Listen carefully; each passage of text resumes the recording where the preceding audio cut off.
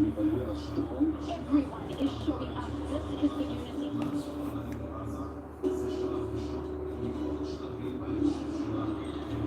We see girls in their pajamas. We see elderly who are brutally killed. None of the bodies were violently killed. All of them had severe signs of abuse and severe signs of torture.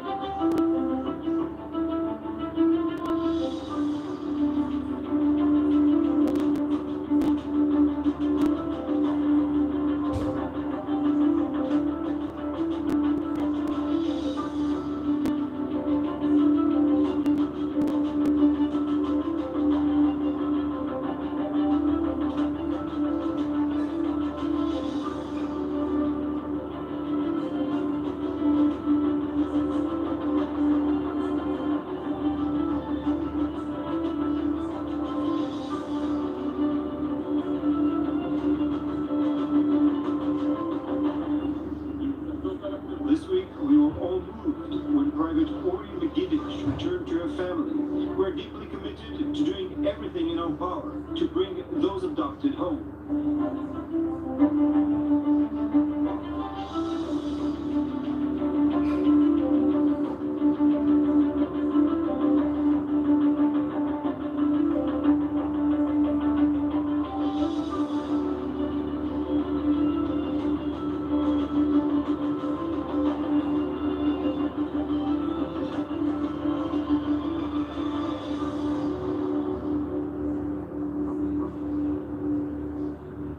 Welcome to this special broadcast on I-24 News. I'm Caleb Ben David. It is day 27 of Israel's war against Hamas. A day in which IDF Chief of Staff Herzl Halevi declared that Israeli forces have entered another significant stage in the war, surrounding the Hamas stronghold of Gaza City and already even operating within it, fighting in its dense urban areas. Now that effort is taking its toll, with Israeli casualties in this battle now reaching 20, and Palestinian fatalities, both terrorists and civilians, in the thousands. The violence also intensifying on other fronts. In the north, 2 residents of Kiryat Shmona are injured in a rocket attack as the IDF continues to exchange fire with Hezbollah forces across Israel's border with Lebanon. And in the northern West Bank, 1 Israeli heading home from his reserve military duty was killed when his car overturned after he was shot by terrorists.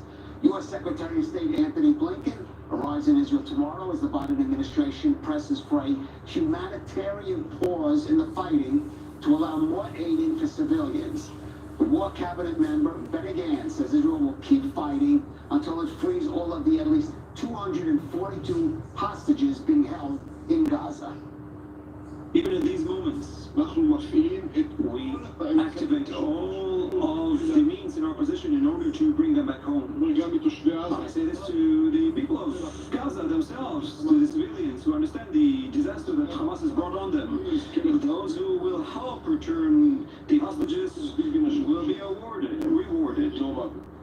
Those who will hold on to hostages will pay with his life. Israel has paid enormous prices over the years. We continue to live on our sword. And joining us in studio, we have Colonel Olivia Rafowitz, an IDF spokesperson for international media and a senior security military consultant, and Guy Azriel, of course, senior editor here at I-24 News. And Olivia, if I could start with you, what can you tell us about the fighting going on there now in Gaza? Good evening. It's a fierce fight, very fierce fight. We have, as you know, casualties since we started on Friday, and we continue to fight with armored forces, with infantry, and with also the armed force. We have fought very seriously in the last days, and we killed 130 terrorists from Hamas and Islamic Jihad groups, which is actually very good achievement. But the mission is not over. We have to continue.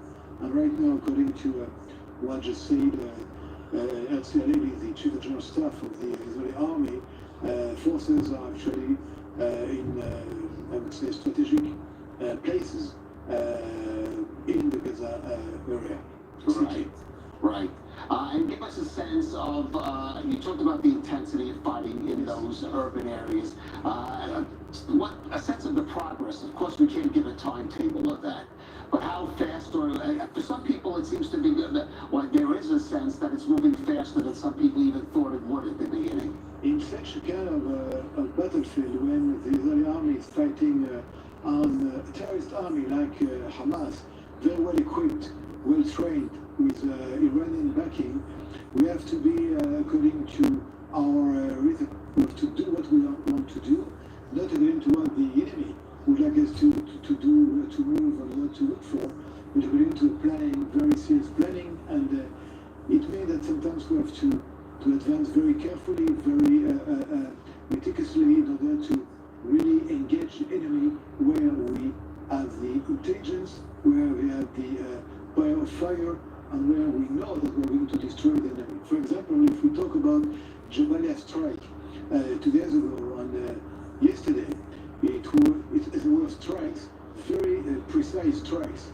against Hamas battalion leaders in the middle of the Jabalia camp, but not against just houses or facilities, but according to intelligence, against a specific place, which is the headquarters of Hamas command and control center, where we actually destroyed it and we killed the responsible, Ibrahim Bayari, and other Hamas operated. That's just one point. But just I'll come back to you, because I do want to jump to our correspondent, Jonathan Regev in the south in Sderot. And Jonathan, down there, just not far from you, that fierce fighting going on. Just give us a sense of what you're hearing or even maybe seeing. And of course, rockets continue to fly into southern Israel. Rockets continue to fly, that is true, but in far smaller numbers than they did in previous days. There were rockets to the city of Ashdod in the morning, and there also were rockets sent to central Israel in the afternoon. But if we look here at the picture here in southern Israel, for the past 2 or 3 days, we see the numbers being much smaller. Even when rockets are fired to this area, there's fired that way further to the south, an area which the Israeli army has not entered yet. The area where we are, in the city of Sderot, which is facing roughly the northern part of the Gaza Strip, the northern part of Gaza City, there's far less activity of rockets. It still happens, but not as much as in previous weeks. And inside the Gaza Strip, we're constantly hearing the artillery, and there's fierce battle inside. The forces inside are assisted by the artillery, which is still here outside the Gaza Strip in Israeli territory. And basically the aim, I think the Israeli aim now is to cut the Gaza Strip into two parts. We're already pretty much seeing it happening. The forces that have entered a little bit to the south of where we are going deeper into the Gaza Strip. The Gaza Strip is quite a narrow place, meaning that 5 or 6 miles into the Gaza Strip, that's all you need to cut it into two. And this is one of the main forces of the main aims of the Israeli forces coming in just south of Gaza City, cutting Gaza City from the rest of the Gaza Strip, the southern Gaza Strip, along with other forces that are coming from the northern part, basically encircling the entire city of Gaza. All right, Jonathan Regev there in Stero, thank you for that. Guy, we got a sort of basic outline of the strategy Advocacy pursuing. Maybe we prepared a map. Give us a sense that you could show us some of the details on a map. So just to get an idea of what we're looking at in terms of the IDF forces, the troops inside the Gaza Strip, we're talking about 3 main points where the IDF troops are stationed. The first is in the northern eastern part next to the town of Beit Hanun. Another one is in the northwest just by the coast next to Beit Lahia. And according to the information that we're getting, those 2 points have already connected, basically creating a continuity along the northern part of the Gaza Strip as they push south towards the area of Jabalia. That is Caleb, one of the most densely populated areas in the Gaza Strip, a very complicated one for the IDF troops. Very heavy presence of Hamas operatives, obviously, there. At the same time, IDF troops are also stationed in the center of the Gaza Strip, that is next to the Netzarim junction. And anyone that remembers all the settlements of Gush Katif, that is where one of the settlements was, and that is in the center of the Gaza Strip. The idea here is to separate the strip into 2 parts, the northern part where much of the fighting is going on, and the southern part where residents of Gaza have been instructed to seek shelter. So the IDF troops now are completing their mission of crossing this strip halfway and increasing the pressure on Hamas, closing off on Gaza City, encircling the city, the main hub of Hamas. And in just outside of Gaza City is the Shifa hospital. We'll see the next shot right here. That is considered the main hub of Hamas in Gaza, just outside of Gaza City. And that is where, according to IDF spokesperson Daniel Hagari, the main headquarters of Hamas are in, obviously in tunnels very deep inside the strip underground. And this is where the IDF is looking to apply the pressure to get to the hospital and to clear that area of most of that Hamas activity. All right. I'm going to ask you, because we see Shifa Hospital, and those who haven't been hearing the news know hospitals are key here, because not just in Shifa, but in other hospitals, including in Jabalia, which you mentioned, the Hamas has built its command centers, the central one in Shifa. You see some of the H's there, some other hospitals, and that is the challenge for the IDF, how to strike at those command centers, knowing that Hamas has loaded them up with human shields, with civilians as a kind of protective guard. That is the challenge for the IDF now. First of all, I would like to comment about the Jabalia strike again. You know, we have asked for weeks now the population of the northern part of Gaza to leave from the northern part to the southern part. Many of them, majority, have left, but Hamas continues to block and to prevent people to move from the northern part to this other place. Now, for us, in spite of the fact that it's very difficult, we are going to continue our mission to strike and to kill the Hamas operatives and to destroy Hamas military capabilities. They will continue to find the way to use their own population as human shield. We're going to find the way to prevent as much as possible civilians to be involved. But I want just to be clear. When in a war situation, when the enemy is using so-called civilian facilities for war mission, this facility becomes a legitimate target. You cannot expect from the Israeli army to respect places where we are getting fire or attack from them, and then because it's a civilian by definition, we're not going to strike them. Hamas knows it very well. The international law knows it also very well. We have to be very careful, but even though we will continue and we will destroy Hamas facilities, Hamas operatives, and also concerning Jabalia, the number of casualties, the number of people who have been killed, most of them were in the tunnel beneath the building where the command... Which is indicative that they were likely Hamas operatives. Exactly. Now they are showing to the world bodies, you know, and they are crying to the cameras. But we know very well that all of them are Hamas operatives or people connected to Hamas, because it's impossible in this situation, this timing, to be there in this building, in this compound, without being accredited, or I would say accepted by Hamas people, because if not, they will kill you or will ask you just to leave. So if they are there, they are maybe connected to Hamas in some ways, and when you ask them to move, to leave, and they decided to stay, or Hamas asked them to stay, that's the war. It is a war again, imposed on us by Hamas on the 7th of October. We did not look for this war. This war came to us, and now we have to fight. Not only to fight, but when we go to war, there is one issue: to win the war. You don't go to war just because you want to go to war. You go to war because you want and you need to win the war, and will win this war. All right. Though the issue of the civilian casualties will be challenging also on the diplomatic front. We have Secretary Blinken coming tomorrow. We'll talk more about that later. But Israel, of course, also paying a steep price for the progress that it's making in Gaza, with the deaths of at least 20 soldiers over the past 3 days. Now, one of those is 19-year-old Lior Simonovich. He's one of the 8 soldiers from the Gavati Sabar battalion who was killed when an anti-tank missile hit their armored personnel carrier. Simonovich was laid to rest today in his hometown of Herzliya. Here's what his mother Yafit and his father Yaron had to say at the funeral. If only you were not in combat service, you would have been with us now. But that's what you wanted, and that's what's important, and we respected your decision. You fought like a hero in the war, and that shows your character. You're our hero, the hero of the Israeli people. You were and you will always be our pride. I love you so much. I miss you so much. I simply cannot believe it. I will protect you. I will show them not to mess with us. This is what you've been doing until the battle has ended for you. Thank you, my champion, for 19 years of happiness you've given us.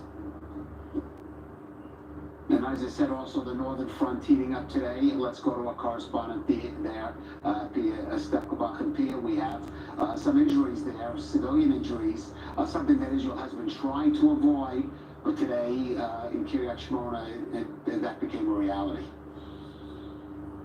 Right, Kiryat Shmona is a city about 5 kilometers away from the Lebanese border that has been targeted with rockets for the second time this week. Hamas in southern Lebanon, the Qassam brigades claiming responsibility for that barrage of rockets fired earlier today onto the city. Hamas saying it fired 12 rockets. 4 of them fell down, actually came down. One of them in the middle of the city there, causing a large fire. A 24-year-old man was delivered to hospital. He underwent a surgery. He's in moderate condition and was injured by shrapnel. And a 41-year-old man is in serious condition after he suffered injuries from the burns he sustained there. But that is only one of the, in total, 3 times that red alert sirens were triggered here in the north earlier today, starting with border communities very close to the Lebanese border in the west, the middle, and the east side of the Lebanese border.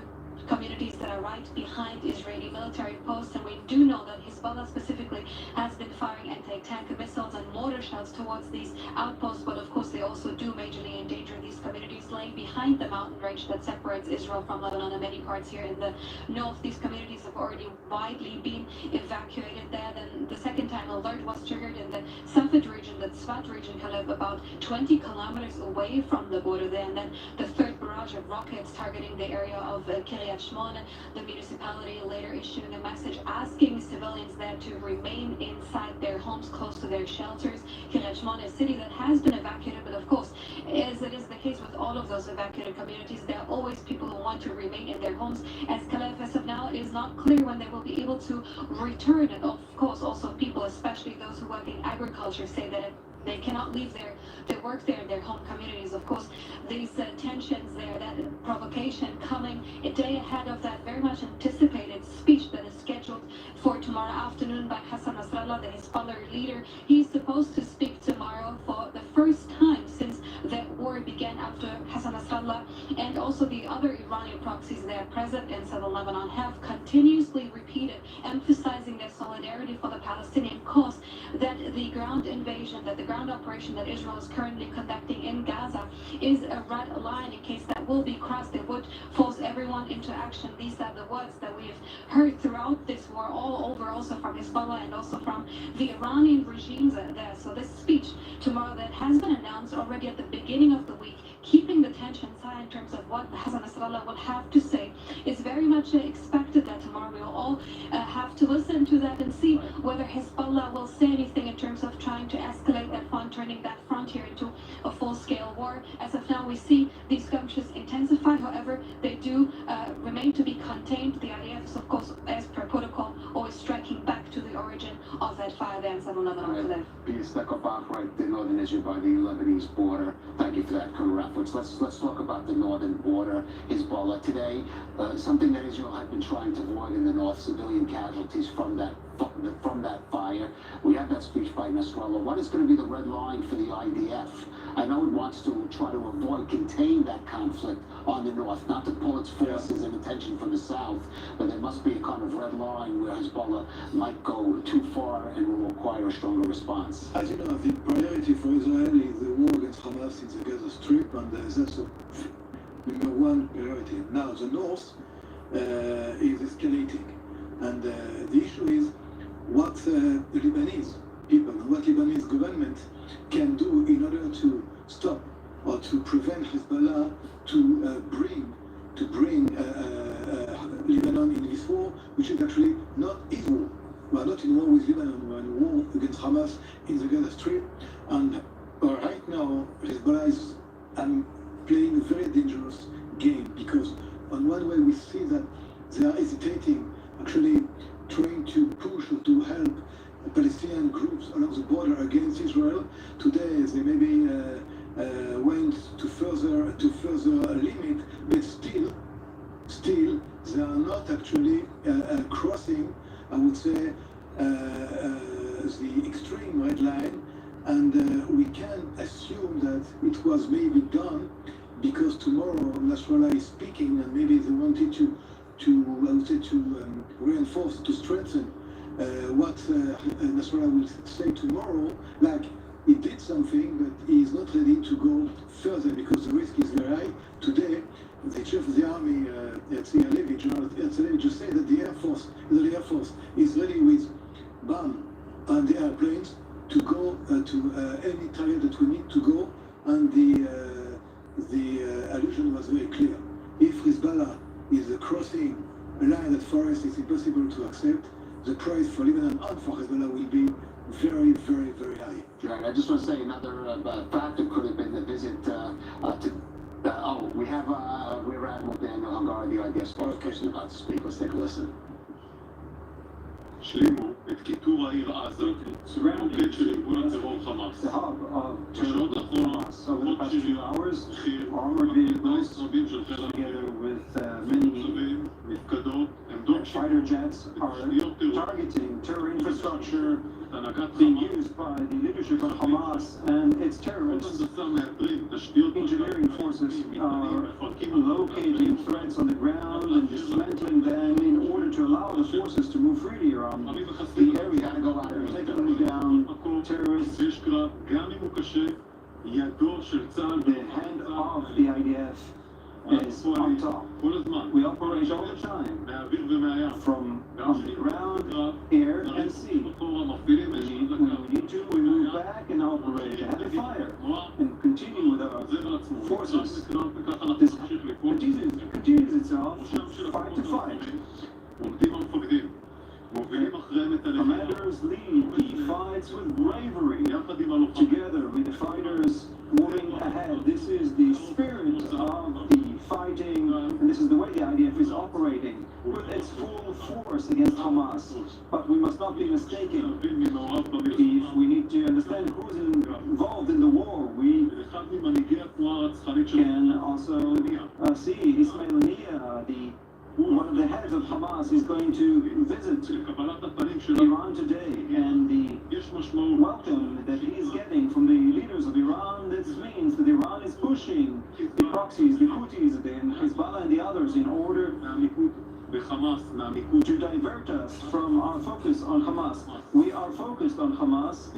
We are focused on eliminating Hamas and making a main effort to bring back our hostages. As for Haniyeh, while he's flying in private jets, he will sacrifice Gaza like Yahya Sinwar. This is what they're all about, sacrificing Gaza for their personal survival. In the north, the IDF has struck with fighter jets a number of targets of Hezbollah in Lebanese territory, infrastructures, headquarters, launch sites, and a number of other targets in response to the rocket fire earlier today on the Lebanese border towards Israeli territory. In the north, the IDF will respond with actions, not with words. With actions and not with words. We are in high readiness in the West Bank. The IDF, together with the Shin Bet, continue to fight Palestinian terror and arresting dozens of terror operatives every night. We thwart terror attacks over the past few weeks. Israeli Air Force jets continue to operate with offense and defense on various arenas simultaneously.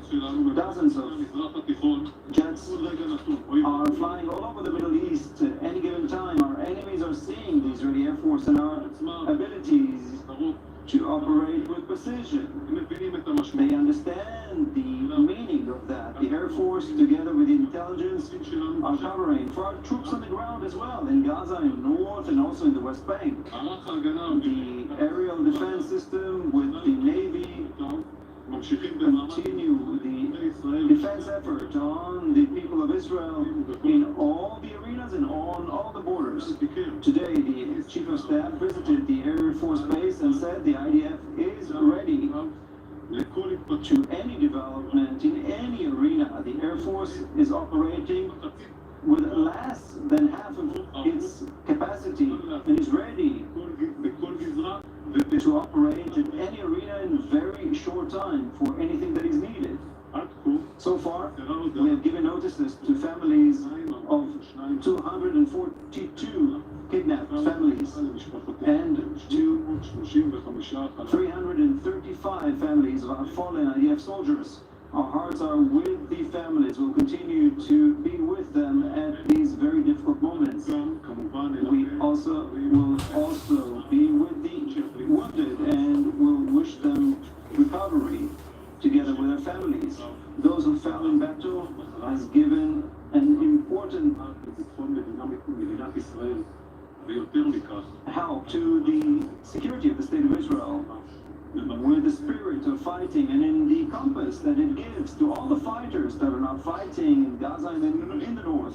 What drives them is those who fell in battle. For them, we will continue to fight until we win. Over the next several weeks, we will need to show resilience and patience. Questions? Is a ceasefire of several hours is possible. The term of ceasefire is not on the table. The IDF is engaged in war to dismantle Hamas. Are we expecting an escalation during Nasrallah's speech? We will react with actions and not with words.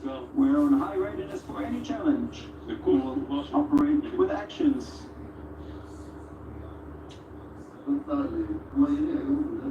shooting attack in the West Bank. All right, Rear Admiral Daniel Hagar, the IDF spokesperson, there giving his daily briefing. What struck me especially was the emphasis on the northern front, the warning, I would say clear warning to Hezbollah following this rocket attack on Kiryat Shmona, in which two Israeli civilians were injured, and maybe anticipating ahead of this Nasrallah speech tomorrow, making clear to Hezbollah that if they should escalate their involvement in this fighting in the north, they will pay a heavy price for it. There's certainly an uptick in the escalation in the north just this evening with a barrage of rockets that have reached many cities, including Kiryat Shmona, with Israeli injuries. Before that, we saw strikes on IDF posts. So certainly the threat there, the risk in the north is very evident. The IDF is well aware of that. All eyes are on Nasrallah, and we also need to remind our viewers that at the same time that Nasrallah will make his speech, well, Secretary of State Antony Blinken is going to be here in Israel, so that's also something for Nasrallah to think about. That's one thing to think about, and you're right. And of course, that Sixth Fleet is staying there off the coast. That's definitely a factor there. That he has to consider. It's clear that Daniel Hagari not wanting to give too many details about the fighting in Gaza. Israel, as the Olivier right and the idea of being very vague about what's happening on the ground there. Clearly, they want to keep Hamas off guard. We could speculate in the studio here, but of course, we don't have the up-to-date information. When we say this is where the IDF is, that's based on foreign press sources. We should emphasize that that map we're showing is based on foreign press sources. I don't know if it's the most up-to-date, but clearly they want to try. The IDF wants to keep the fog of war, keep Hamas off balance. Well, obviously, Hamas has a lot of surprises for the IDF, and the IDF on its part also wants to surprise Hamas as much as it can with applying that pressure, creating more opportunities, opportunities for the IDF, and also collecting intelligence about over 240 Israelis who are kidnapped underground there in Gaza. That is, we need to remember at the same time that the IDF is fighting Hamas, it is also looking for opportunities to rescue those Israelis. We saw that one sole Israeli soldier that was rescued or in Megiddo just a few days ago, and what impact that had on the national morale of Israel. Obviously, that is something that Israel and the IDF in general would like to see a lot more of.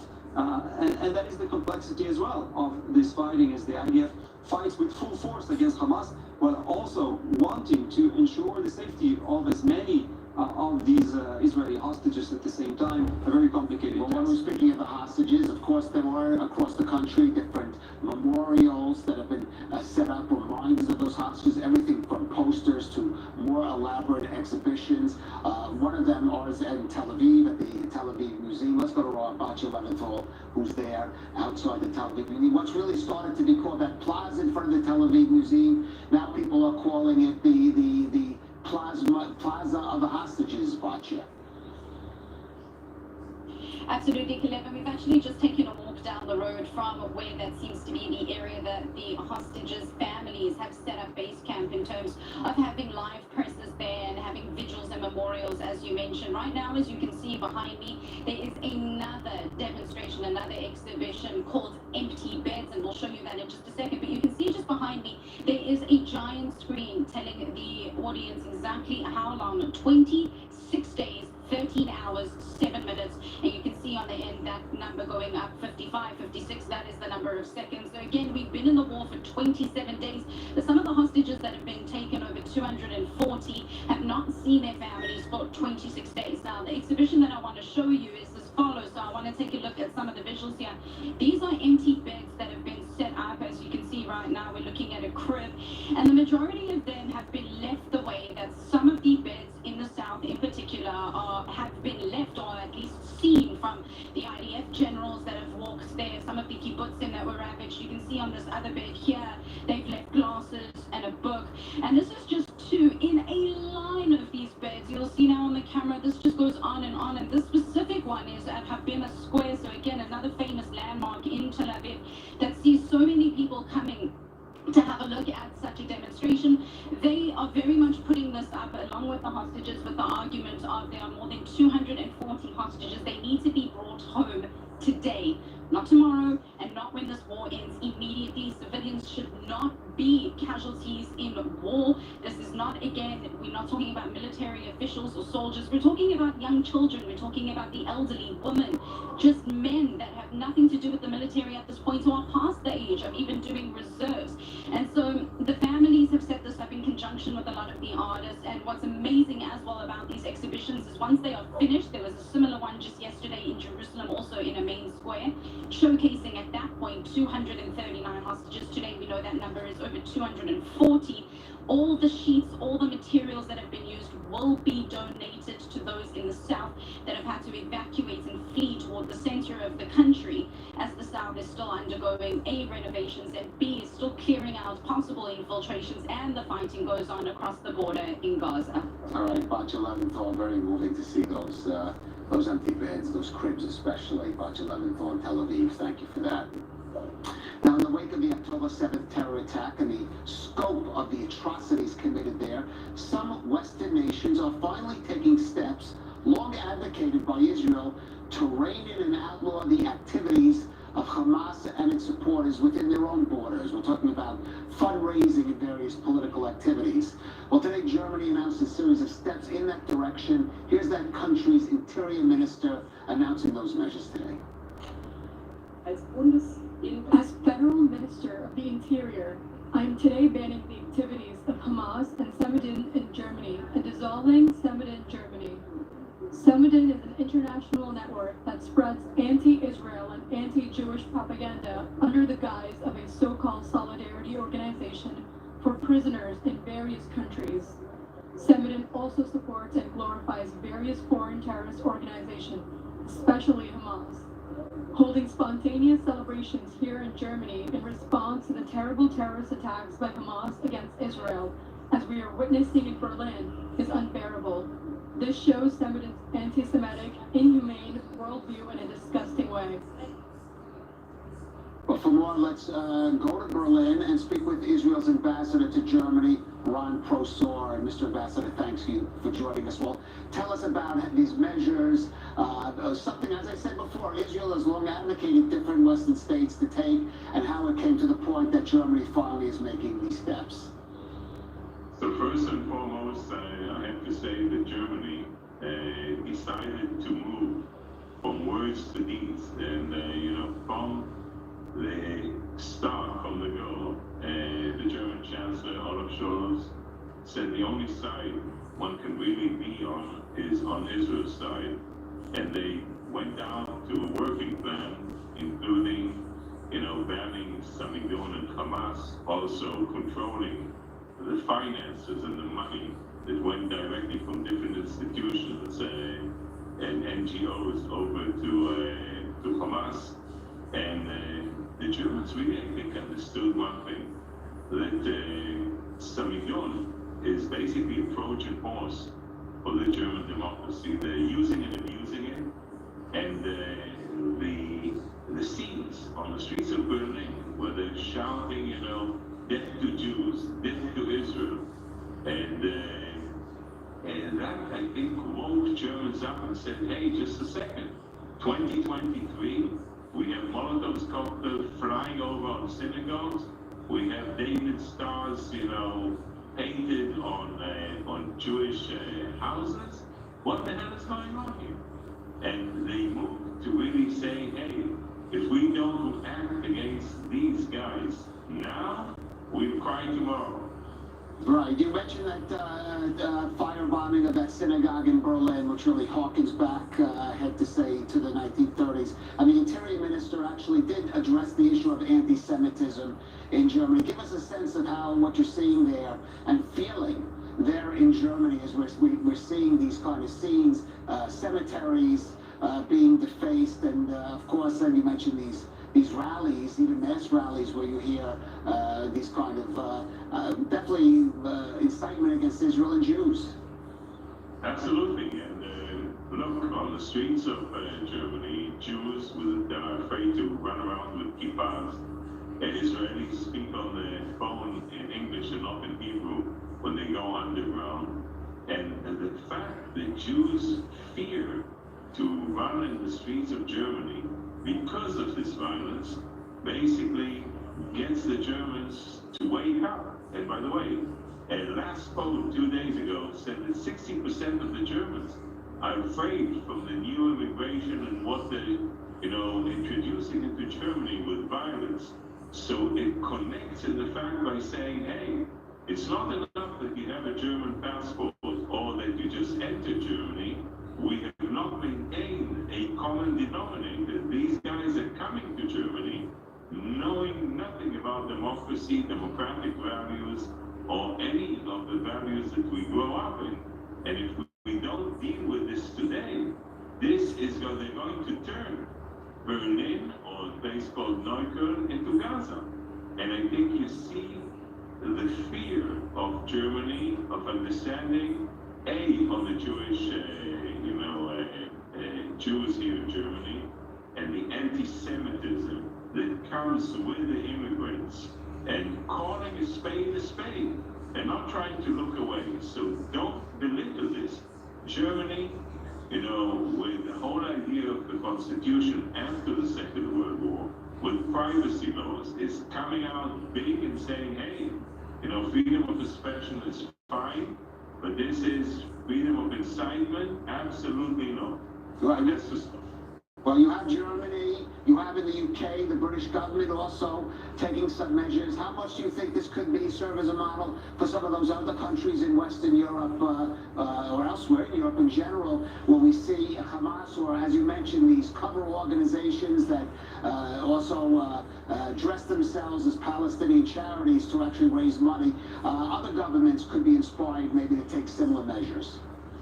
Absolutely. I think Germany is the first to really move on this in a, actual, doing something, deeds.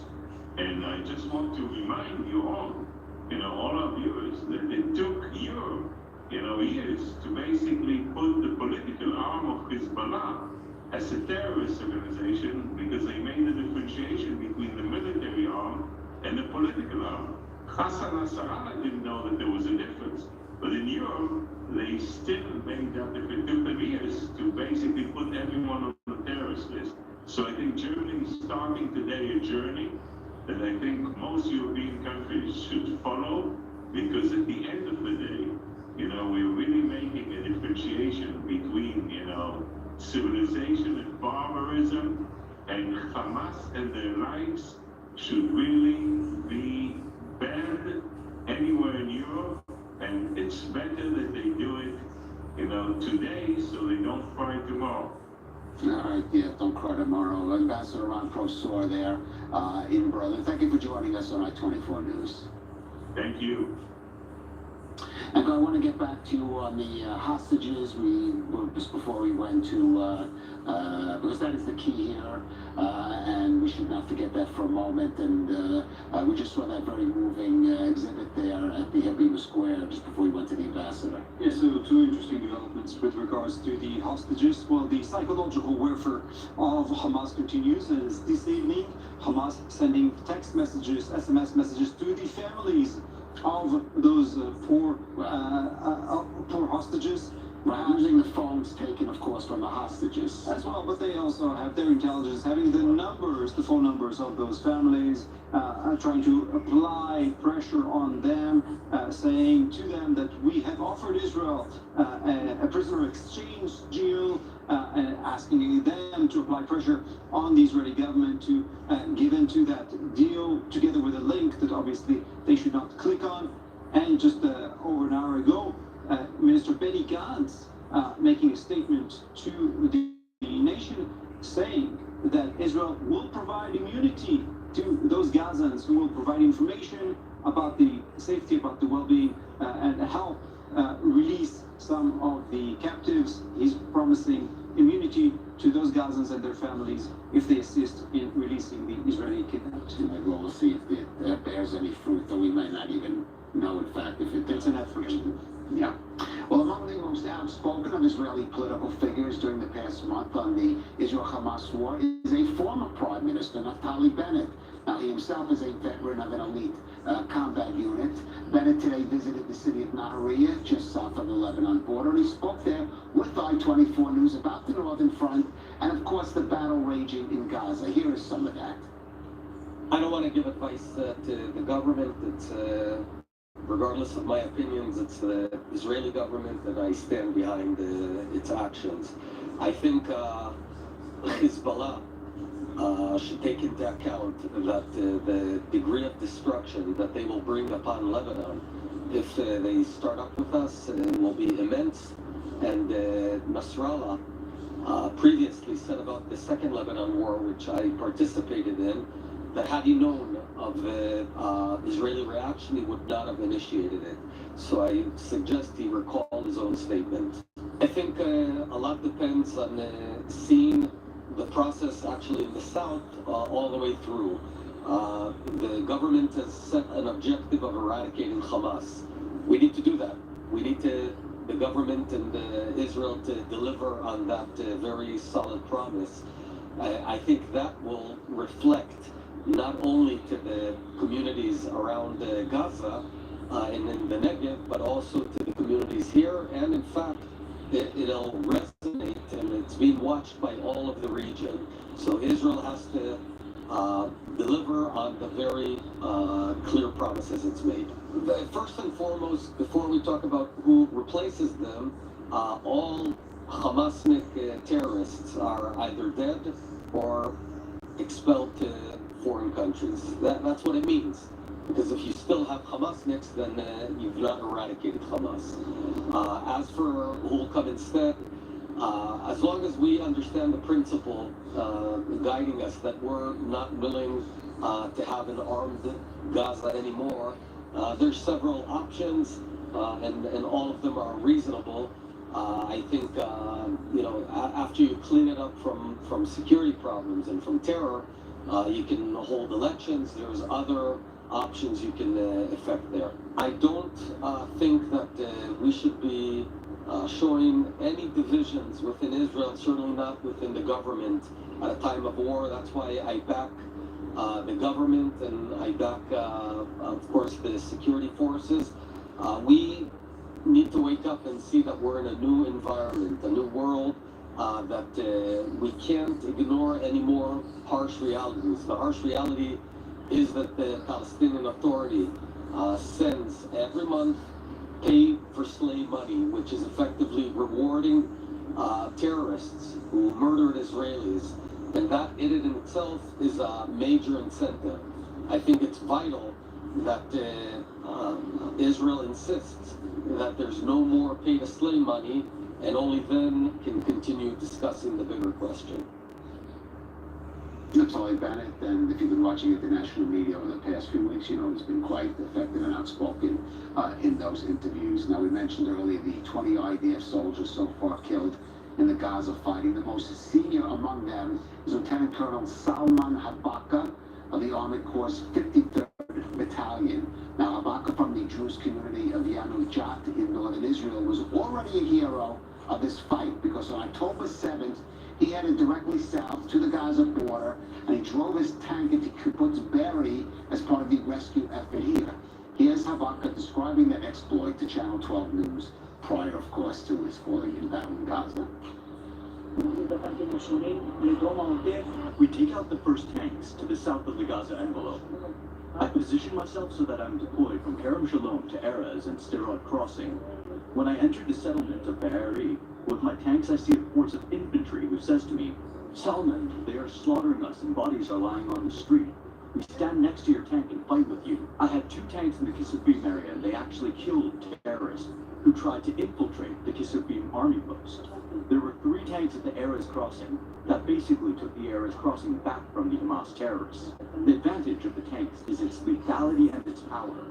The 53rd Battalion is meant to lead to victory. The battalion understands that they have no other country.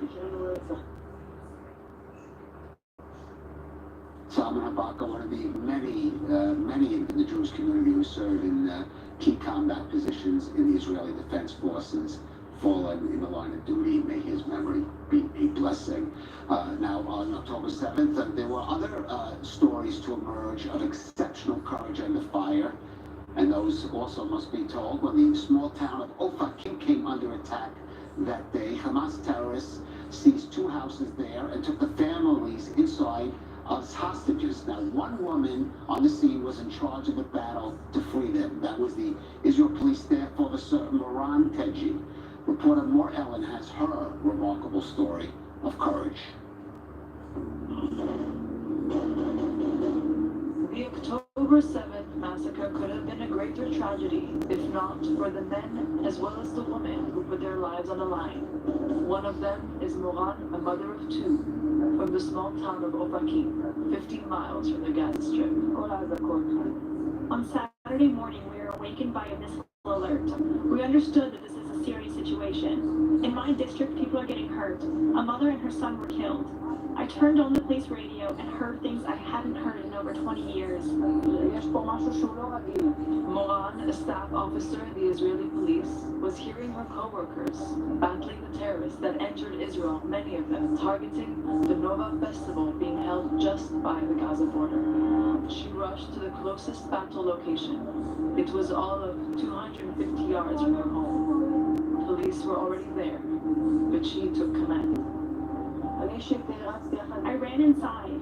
I see cops here and there. What we know at this point is that we were dealing with 4 terrorists. Later, we caught 5. They barricaded themselves into a house with hostages. This house of another hero, Rachel and her husband David, were held hostage for 20 hours. While the police and the terrorists were battling outside, Rachel kept feeding the terrorists cookies and drinks, trying to steal time until the police could burst in. Under fire, Moran tried to find shelter while moving forward to the battle area. We were under heavy fire. They were shooting at us from the direction of the house. A hand grenade is thrown at us, but thank God it didn't explode. We hid behind the garbage, which gave us some kind of a shelter. And we started shooting at them. 2 policemen were wounded, and we extracted them under fire. We understood that we needed to call the special units. At this point, the district commander arrived. Moran updated him on the situation. They decided to stabilize the situation until additional forces would arrive to negotiate with the terrorists. But Moran's job was not over yet. A civilian reached me and told me that in the next street there are more terrorists. At this point I smiled. I said, okay, show me some pictures. I couldn't believe there were more terrorists. Another family's house is taken by terrorists. Luckily, the terrorists were on the balcony, but inside the home, a mother, father, and their 2 children were hiding in a locked room with a kitchen knife. The district commander ordered Moran to go over there and take charge. From what we know, there are 3 terrorists at the balcony of a second house. We hid here, and slowly we made our way, looking for the right house. My co-worker, Roy, signaled me. As you can see, the fence is high, and we had to think how to enter. We also don't know exactly where they are. While the force led by Moran entered the house's balcony, the terrorists hid at the back, inside a small structure. As she realizes the gravity of the situation, she makes a phone call. I stopped to make a phone call to my kids. I told them to take care of themselves, that I love them, and that God is great. I just had that need. Policemen started to surround the house, positioning themselves on the roofs of the neighboring homes. The point was to flash out the terrorist location, since it was still quiet. I instructed one of the cops to shoot. Before giving the order to shoot, they got the family out. Now the terrorists fired back and Moran was wounded, but she kept fighting. My position was always here. I stood here with other officers. We were aiming our guns at the back room. After a long battle, an officer climbed the roof. Where was he located? He climbed here, and he was able to talk in Arabic with the last terrorist that was still alive. He finally surrendered. Like Moran, many many other women showed their bravery on October 7th. Inbal Lieberman saved her entire village, Nir Am, when she understood the situation early on and gave as many guns as possible to the members of the kibbutz. Or Ben Yehuda, an officer of the IDF, gunned down 15 terrorists protecting and saving the people of Kibbutz Yatet. But all of them prefer not to think of themselves as heroes. I find it hard to take the credit. There are other cops, heroes, who left their homes and came to fight with no fear. I don't like the term hero. I find it awkward. The media and all that. But the reason I agreed to give an interview is to convey the next message. The Israeli police were at the front line. Policemen who came from their homes, who gave their lives, were killed or wounded. If it weren't for the police, we would have the same massacre we saw in the villages closer to the border. We have a strong police that is constantly under scrutiny. Ariella, the owner of the house, asked not to be on camera, but she stops us to talk with Moran, sharing the memories of that day. She tells Moran her older child lives in the room at the back of the house. Later, he found a note in Arabic saying 9:45 and the address of a synagogue close by. Moran and her team saved many other Israelis since the terrorist plan was to shoot up the neighborhood synagogue that was packed with people praying, since it was the Sabbath and a holiday as well. They may not like to be called heroes, but Moran, Inbal, Or, and even Rachel are only few of the women who gave their all to save as many people as possible.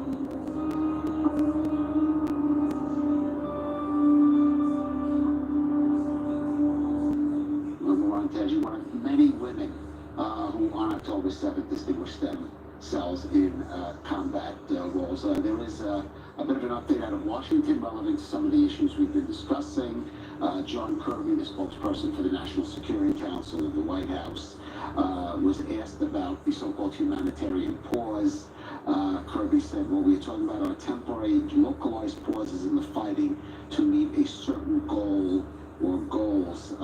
Of course, I think we heard from today from the IDF spokesperson, the IDF response to that. Right, so I guess you get the answer even before the question was even asked. Daniel Hagari saying, as we translate it right here in studio, that the term of ceasefire is not even on the table, as the IDF is obviously so engaged in this fighting right now, even encircling the city of Gaza, as putting up the maximum pressure on Hamas right now. This is not something that Israel wants to do at this moment of time. But also, we're hearing from Secretary Blinken, and he's making his way into Israel right now, and he's telling reporters that in his meeting with Israeli officials tomorrow, he will discuss ways to minimize the number of civilian casualties in Gaza. Just goes together with what we heard from John Kirby. And on the side of all of that, the question of fuel to Gaza, right, particularly to Israeli hospitals. Well, to the hospitals in Gaza. Correct. So earlier today, we heard the IDF chief, Herzia Levy, speaking to reporters, and he was asked about the possibility of Israel allowing fuel into Gaza. His response was, well, for many days we're hearing that the hospitals will run out of fuel. They haven't so far, but if they will, we will deliver fuel to the hospitals, but make sure that they do not reach the hands of Hamas. That is a very difficult promise to give. I don't see a way in which the IDF provides fuel to the hospitals and that doesn't reach Hamas. We know very well how Hamas uses the civilian infrastructures, including fuel, for its own military purposes. Right, for sure. And of course, we know also that Hamas itself has these stored fuel to keep maintaining its underground facilities. Estimations are for months. Guys, well, stay with us. We are going out for a break, but we are going to continue into a second hour on this special broadcast. Stay with us. We'll be back at the top of the hour with lots more of our coverage. Be right back.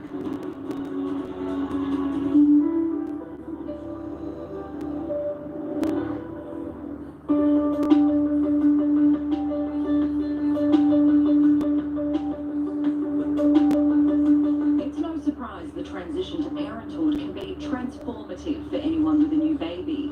But what kind of mark is it leaving on the brains of new parents. There are dramatic physiological, hormonal, and neuronal changes in the body and the brain that accompanies parenthood. Much like the changes that happen in the brain when picking up any new skill, like learning a new language or mastering a new musical instrument, the brain also changes when becoming a parent. It's what scientists call experience-induced brain plasticity. And Professor Ani Mizrahi is doing some of his own digging into this at the Hebrew University's Edmund and Lily Sapra Center for Brain Sciences. The region of the brain called the amygdala becomes more sensitive in the mothers when they hear baby sounds. In short, all these senses get a boost to help the mother interact with her baby. Smell and sound, two very strong stimuli, are the areas Professor Mizrahi is focused on in his lab. But does fatherhood have the same impact on the brain and bodies of men? Levels of testosterone, which is the male hormone, which is correlated with male-like behaviors like aggressiveness and things of that sort. It goes down when the male becomes parents. As Professor Mizrahi says, each and every one of us has a parent or two parents.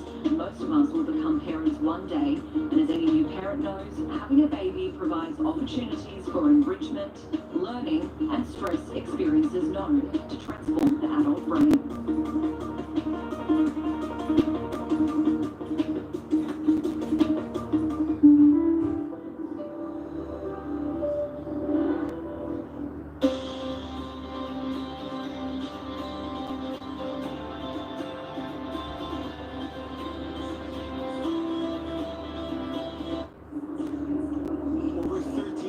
People murdered and more than 3,000 injured, and the war with Hamas continues.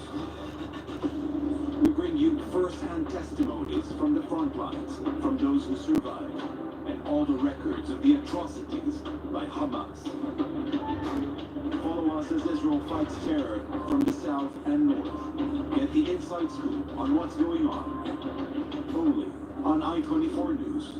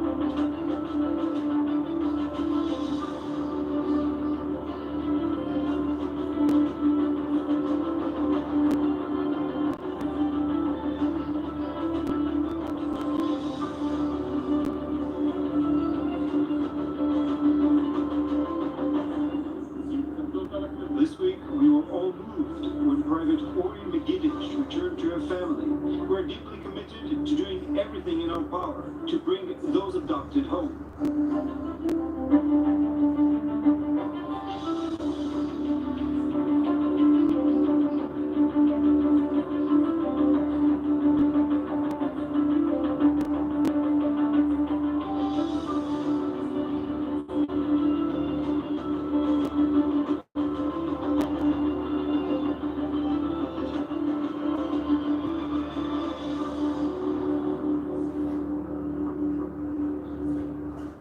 Welcome to or back to this special broadcast on I-24 News. I'm Caregiver David. It's day 27 of Israel's war against Hamas, a day in which the IDF Chief of Staff, Herzl Halevi, declared that Israeli forces have entered another significant stage in the war surrounding the Hamas stronghold of Gaza City and already even operating within it, beginning to fight in its dense urban areas. Now that effort takes its toll, with Israeli casualties in Gaza now reaching 20. And Palestinian fatalities, both terrorists and civilians, said by them to be in the thousands. The violence also intensifying on other fronts. In the north, 2 residents of Kiryat Shmona are injured in a rocket attack as the IDF continues to exchange fire with Hezbollah forces across Israel's border with Lebanon. And in the northern West Bank, one Israeli heading home from his military reserve duty was killed when his car overturned after he was shot by terrorists. U.S. Secretary of State Anthony Blinken is on his way to Israel, arrives tomorrow as the Biden administration presses for humanitarian pause in the fighting to allow more aid in for civilians. Well, joining us in the studio, we have Ambassador Danny Ayalon, the former Israeli ambassador to the U.S. Deputy Foreign Minister and member of Parliament, and of course our correspondent Guy Azriel. And Guy, maybe we could call up the map that we've made. And we do have sirens. I'm just going to just announce we do have sirens going off in the city of Ashdod. So another round of rocket fire. Go ahead, let's take a look in the meanwhile at the map. Yes, as the sirens ring in the south of Israel, let's take a look at the intense fighting that is going on right now in the Gaza Strip, starting in the northeastern part of Gaza. That's where IDF troops are stationed in Beit Hanun. Another group of IDF forces are in the western part next to Beit Lahia, and we know that these troops have already created continuity as they push south towards the area of Jabalia. Now, that is one of the most densely populated areas in the Gaza Strip, making it very difficult for those IDF troops as they make their way into that area. Obviously, Hamas has many surprises for them, including explosives and other means, while the Israeli Air Force is also assisting in clearing out that area. At the same time, we have IDF forces down in the center of the Gaza Strip next to the Netzarim junction that basically now closed off towards the coast. This is about 6 miles here. Also, in this case, pushing northbound towards Gaza City, upping the pressure on those Hamas operatives in the city of Gaza. That is really a very important part of that ground offensive. And when we speak about Gaza City, let's speak about Shifa Hospital. That is something that the IDF has its eyes on, because IDF spokesman Dalia Hagari revealed just a week ago what sort of infrastructure the Hamas terror group holds under that hospital. Thousands of kilometers of tunnels of the Hamas group under that hospital, including the main headquarters of Hamas, the main areas from which Hamas operates, sends its rockets, and delivers the orders to its operatives. And that will be the next task of the IDF, and obviously a very complicated and sensitive one, considering the fact that this is a big hospital in Gaza. Absolutely, and that is going to be a very tricky operation for the IDF on many levels. Now, as we said earlier, U.S. Secretary of State Anthony Blinken is now en route to Israel, arriving tomorrow for meetings with Prime Minister Netanyahu and other officials here. Now, U.S. President Joe Biden's response to the wars for Israel so far has been fairly much a best-case scenario, with the echoes of the U.S. president's speeches in those first weeks still reverberating in the Israeli mind. But as our senior diplomatic correspondent Owen Alton explains, Biden's tone has changed a bit in the past week, even if his positions haven't yet. For Joe Biden, the war has turned more complicated. Gone are the early days of emotive speeches from the U.S. president connecting with the Israeli experience. And here now is a more cautious style, looking at the war over in the Middle East. We're going to continue to affirm that Israel has the right to and responsibility to defend its citizens from terror, and it needs to do so in a manner that is consistent with international and humanitarian law, prioritizes protection of citizens. In principle, Biden's positions are consistent. From the start, he has supported Israel's full-on fight against Hamas. From the start, he has worried about protecting civilians. Notably, he has not wrapped those two together. He has wanted to achieve both. But Biden must confront the picture and the politics, where his approval rating has dropped 11 percentage points among Democrats, presumably because of the war. The number of trucks entering Gaza continues to increase significantly, but we still have a long way to go. The United States is going to continue to drive humanitarian support for innocent people in Gaza who need help, and they do need help. By November 2024, of course, the political impact of the war could diminish. Many news cycles will have passed. The presumed candidacy of Donald Trump will focus minds on the left. But Biden, for all his Zionist art, for all his commitment to building and boosting U.S. allies around the world, does need to manage the politics. That means changing the tone. And for civilians in Gaza, bringing results. Well, for more, let's go to our senior U.S. correspondent, Mike Wagenheim in New York. Mike, Secretary Blinken on the way here. Israel and the U.S. or their government still pretty much on the same page about the end goal here for Israel, eliminating Hamas, freeing its hostages. But some differences emerging in the journey to that end goal. For example, this issue of so-called humanitarian pauses, or as we used to call them, temporary ceasefires. Clearly, Israel is still not on board with that idea.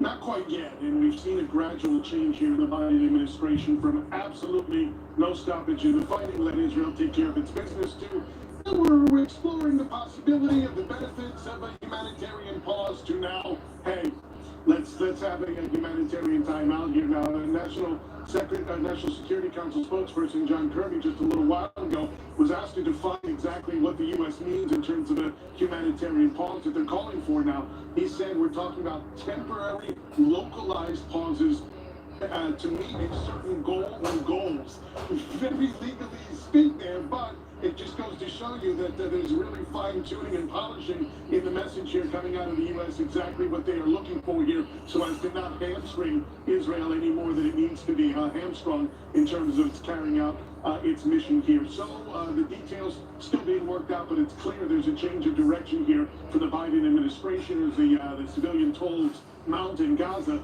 in terms of letting more aid in terms of making sure that civilians can get out, especially American civilians. We've had, as Biden announced earlier today, 74 American citizens, along with the family members and foreign nationals, were able to get out of Gaza so far. So definitely a change in direction here, and Israel, I think, is starting to work its way toward Biden on that as well, though not quite as fast as the Biden admin would like. Right, another issue certainly come up. Biden administration has been vocal, expressing its concerns about activity by some segments of the settler community in the West Bank. They're saying the Israeli government has to rein in the more extremist element there. A situation that was aggravated certainly today by the terrorist shooting of an Israeli resident of the West Bank. And that's certainly going to be another one of the points that are likely to be raised by Secretary Blinken. No doubt whatsoever. If you recall, Carla, you and I a couple months ago were talking about this on a daily basis of how much the State Department was focusing on that particular issue of violence coming out of the Jewish communities there in Judea and Samaria, the West Bank, against Palestinians living in those areas. This was a daily criticism coming out of the State Department, oftentimes in very stark terms. We've gotten away from that, obviously, due to more urgent circumstances that have taken over, but it's not as if it's been forgotten here. And obviously, when you look at Hamas's influence there in Palestinian territories within the West Bank, it can light a fire quickly, and Israel will be dealing with conflicts, harsh conflicts on both sides of its borders here. The United States urging Israel to get at least that border under control. Right, and finally, Mike, we should note that Secretary Blinken will go on to Jordan after being in Israel, maybe other Arab capitals, we don't know yet. Maybe trying to push Israel to start that discussion about what we call the day after. What happens after Hamas is defeated?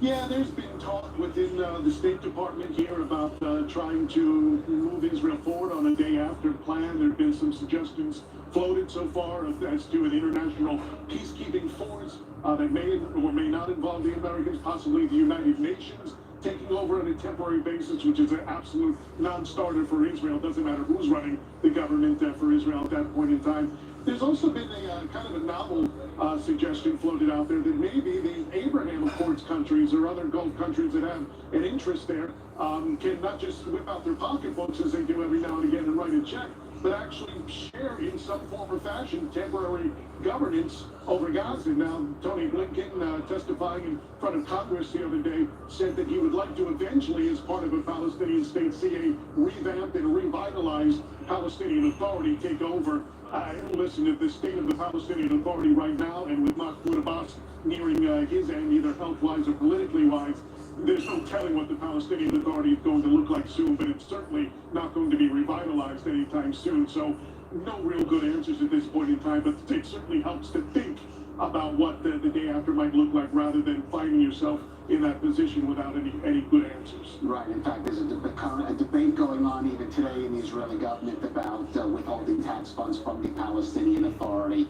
The government is split on that, so certainly that also seems to be a little problematic, at least for this current government, to move ahead and extending its authority into Gaza. Mike Wagenheim, thank you for that.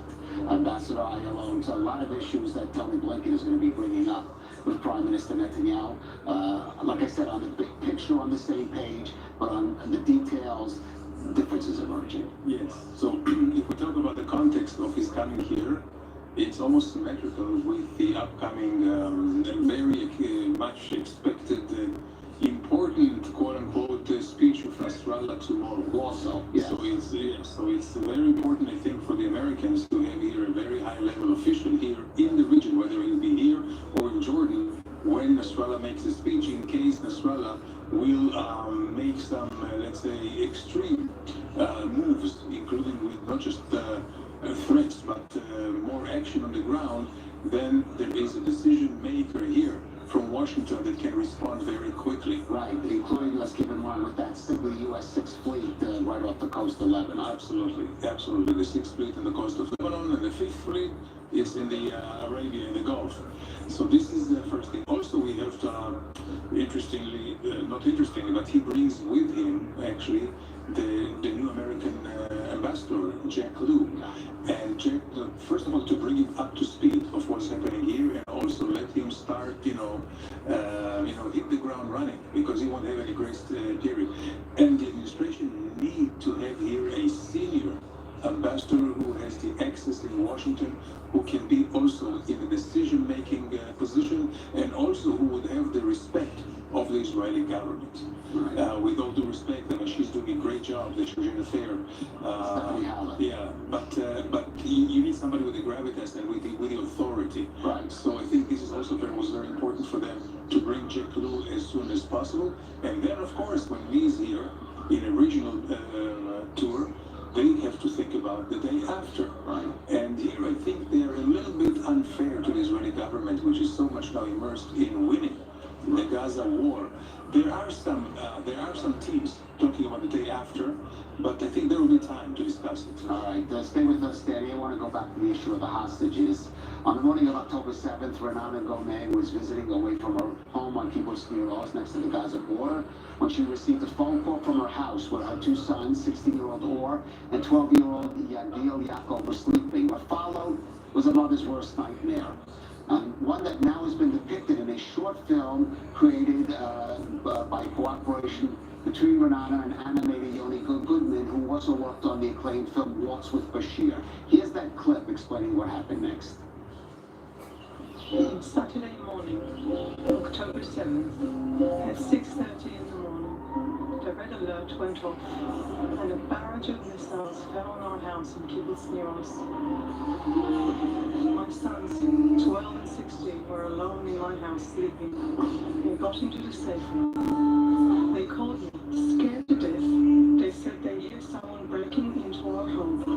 Over the phone, I heard voices speaking in Arabic. Even though my son was trying hard to hold it closed, the door to the safe room was pushed open. The last I heard was my youngest saying, "Don't take me, I'm too young."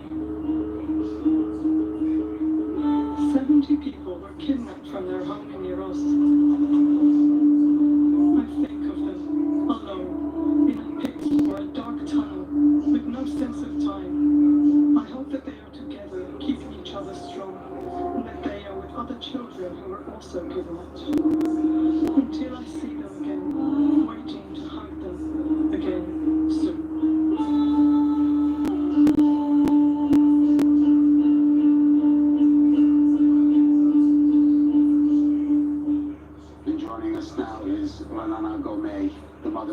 well and more. Thank you for joining us. That little short clip, very moving, it gives us the facts, but just give us what went on in your mind and in your heart on that morning when you had that phone call and you started to realize what was happening. Actually, it doesn't just give the facts, it gives, I think, well, it was meant to give, and I think it did quite a good job in it, giving the way I felt and still feel in regard to those horrifying moments.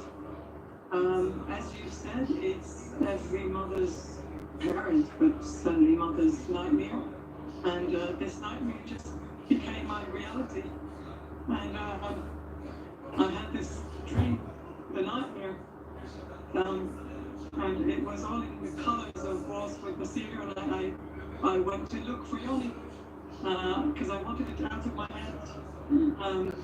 And he did a great job in getting it out, and he gave it a good ending, and I certainly hope this will be the ending eventually. Right, what did you decide? Now, of course, I've spoken over the past few weeks with many of the people who are family members, each of them in their own way, trying to raise the profile, both locally and even internationally, of the plight of their loved ones, their family members. I'm just curious why, how did it come about that you chose this method? As I said, I woke up just a few mornings after it all began, and I had a nightmare that was all in the colours and the animation that was like Wars with Bashir, and I just decided that I'm going to look for Ari Foreman and Yoni, and I'm going to get it out in the open. I thought it was a good way to show the world what happened and the way how I feel, the way it made me feel in real time. And it's not as graphic as everything else was. I wanted it to be something that people can relate to without having to watch the horrors, because there was so much of it going on. It's just you couldn't watch it anymore. It's so horrifying, and I think this is a way to get to people and to show the horror and to show the fear. They were scared to death, and so was I, and I still am, to be honest. Sure, of course. It was a good way to show it without being too graphic. What kind of reaction, can I ask what kind of reactions you've gotten to it, or have it been out there long enough for you to get reaction?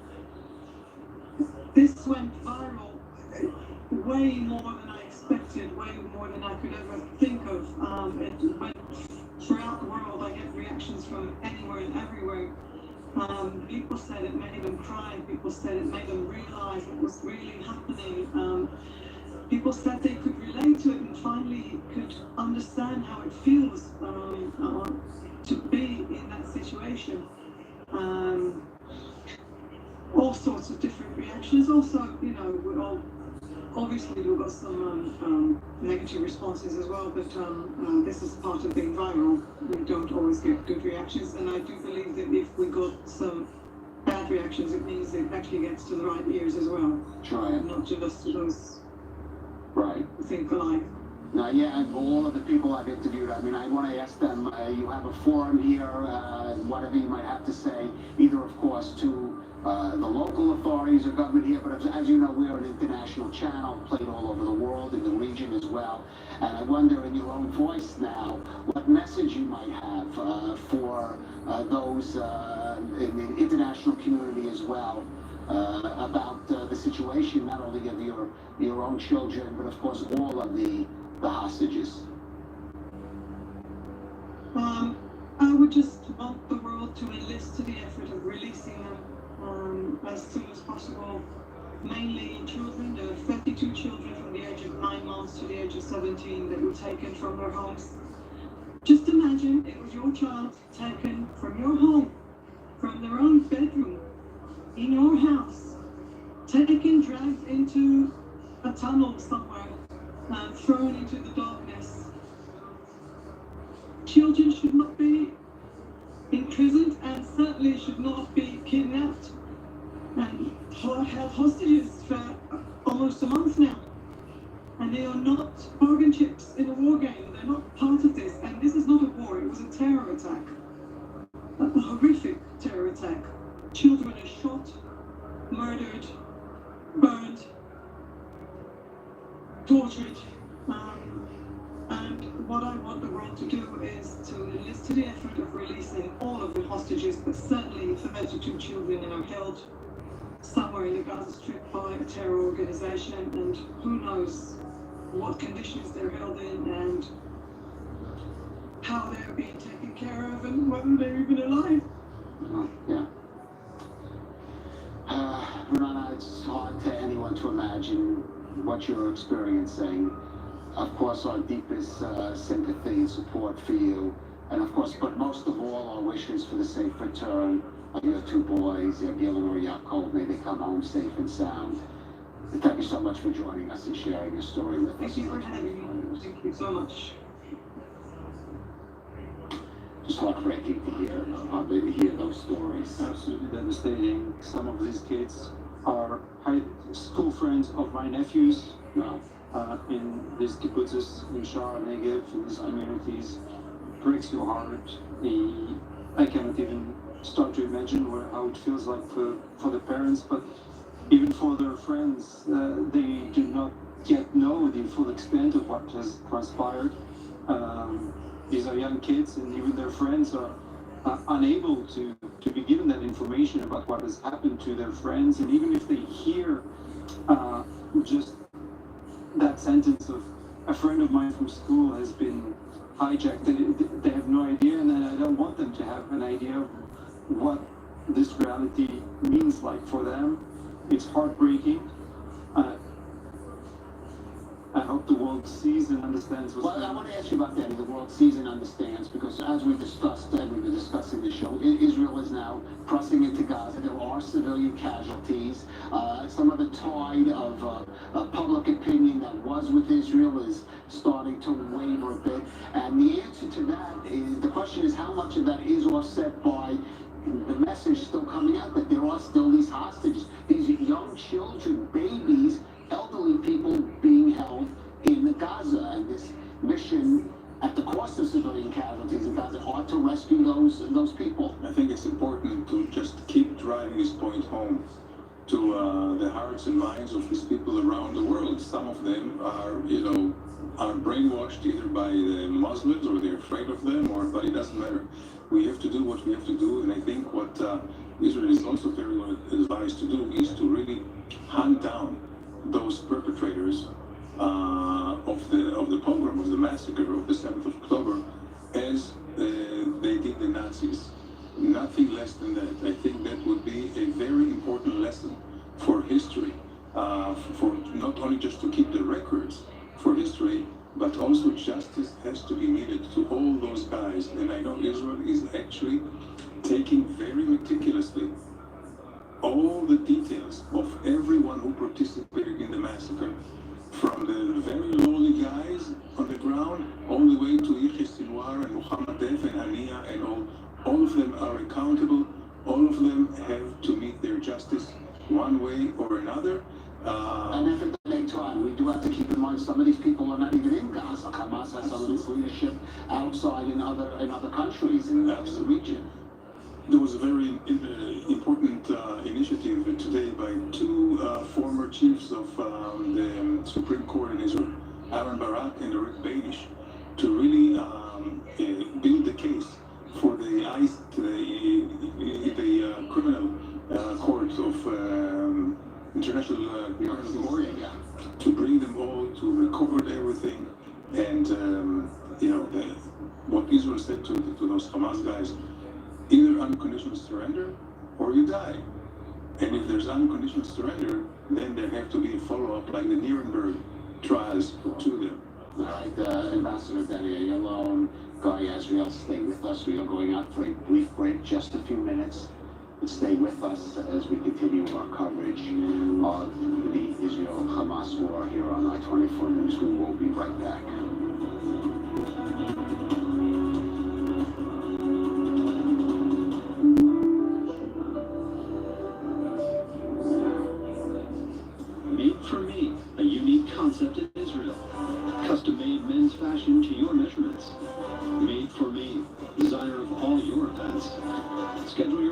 at www.madeforme.co.il.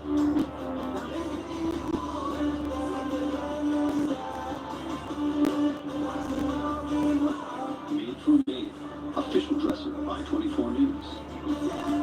Good evening, ladies and gentlemen.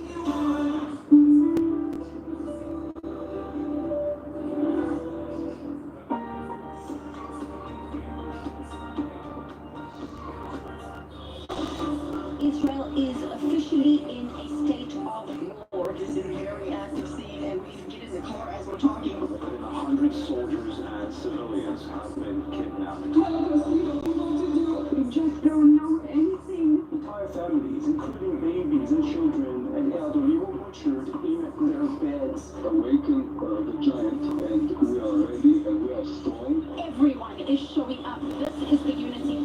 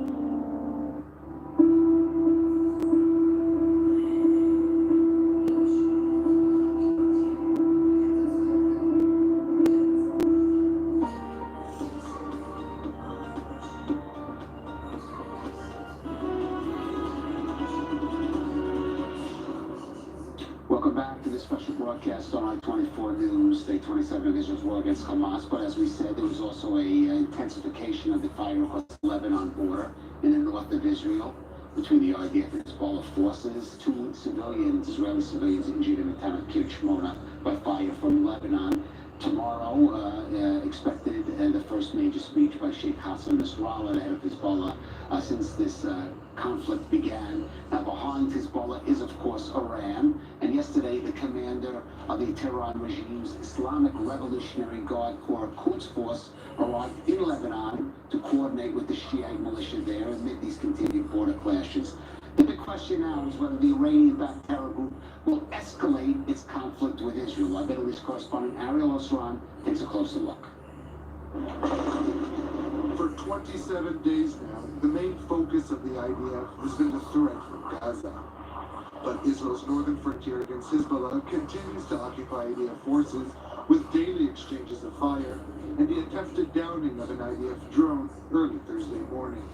In the north, we continue to attack Hezbollah targets along the border and eliminate enemy squads that try launch anti-tank missiles, rockets and mortar bombs toward Israeli territory. IDF forces also in the last hour attacked positions from which rocket launches were fired in the direction of Mount Dov, Mount Hermon and other directions.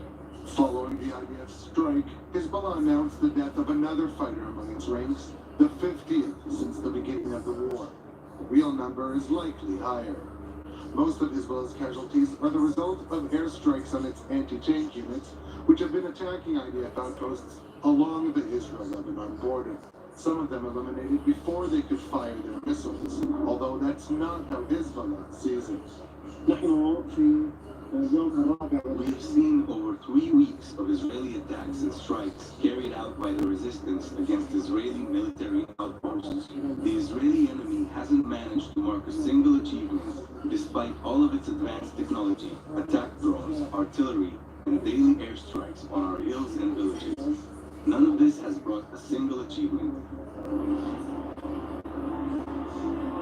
Ahead of a much-anticipated speech on Friday by Hezbollah leader Hassan Nasrallah, his first since the start of the war, Iran's IRGC Quds Force commander Ismail Qaani is visiting Lebanon. This is Qaani's second visit to Lebanon since October 7 to coordinate with Hezbollah concerning the conflict with Israel. Nasrallah's speech should also shed light whether Hezbollah will raise the threshold of the border clashes to a full-scale war or not. Now, the tensions caused by the Israel-Hamas and potentially Israel-Hezbollah conflicts go far beyond even the region. While the U.S. and Europe continue to support Israel's fight against Hamas, within certain limitations, which we've discussed, Russia has taken the opposite tack in basically leading the international coalition against Israel's campaign. Here's Russia's ambassador to the UN speaking to the General Assembly on that. All the US can do is talk about Israel's right to self-defense, although, as an occupying power, it has no such right, as confirmed by the advisory opinion of the International Court of Justice in 2004. I hope that this blatant double standard is clear to our colleagues in the global south. As for Israel's security, the right for which we recognise, it can be fully guaranteed only in the event of a fair solution to the Palestinian problem on the basis of a well-known UN Security Council resolution. We do not deny Israel the right to fight terrorism, but fight terrorism, not with civilians. Otherwise, you yourself take the side of evil and act using its own methods. Danny, the irony or outright hypocrisy of Russia attacking Israel as an occupying power and saying, basically that obviates its right to self-defense. It's almost, it would be comical if it wasn't so serious. Absolutely. And we know how Putin and Russia deals with what they call terrorists. They flattened a whole city with millions of people, Grozny, in Chechnya, about 2 decades ago. Their unprovoked attack on the Ukraine and what they do in the Ukraine, including all this deportation of kids and families. These are real war crimes that are perpetrated by Russia, and they have the temerity to call us out. I don't think it's serious. I don't think anyone takes them serious. But unfortunately, Russia has put themselves at the head of the axis of evil today with Iran and all the proxies of Iran, like Hezbollah. And even countries like North Korea, which is to supply weapons that have somehow ended up in Gaza. And that, from the Wall Street Journal this evening, the Wagner Group may supply air defense missiles to Hezbollah. Well, that would be a red. If they do that, I would strongly recommend the Israeli government to start hello sa ating dalawang viewers dyan. How are equipment you? that we have that could really maybe shift the balance Sino over po there. sila? And let the Russians Thank you so understand much that it's for always been. viewing. Until recently, we have been kind of walking on eggshells because we were trying to be differential to them, if you will, in our operations in Syria. And concern over the Jews of Russia as well. And of course, consider the Russian Jews. But I would say right now, I don't think the Russians have the wherewithal to really stop us do our self-defense actions in Syria. Right. And we don't need their permission for that. And for the Russian Jews, I think that they would be well advised not to even bring this issue into the equation, because they are Russian citizens. And if there is anything done to Russian Jews, then it's very serious. I don't want to get ahead of ourselves, but if Hezbollah should get involved, that might draw Iranian involvement, and that would draw Russia in deeper.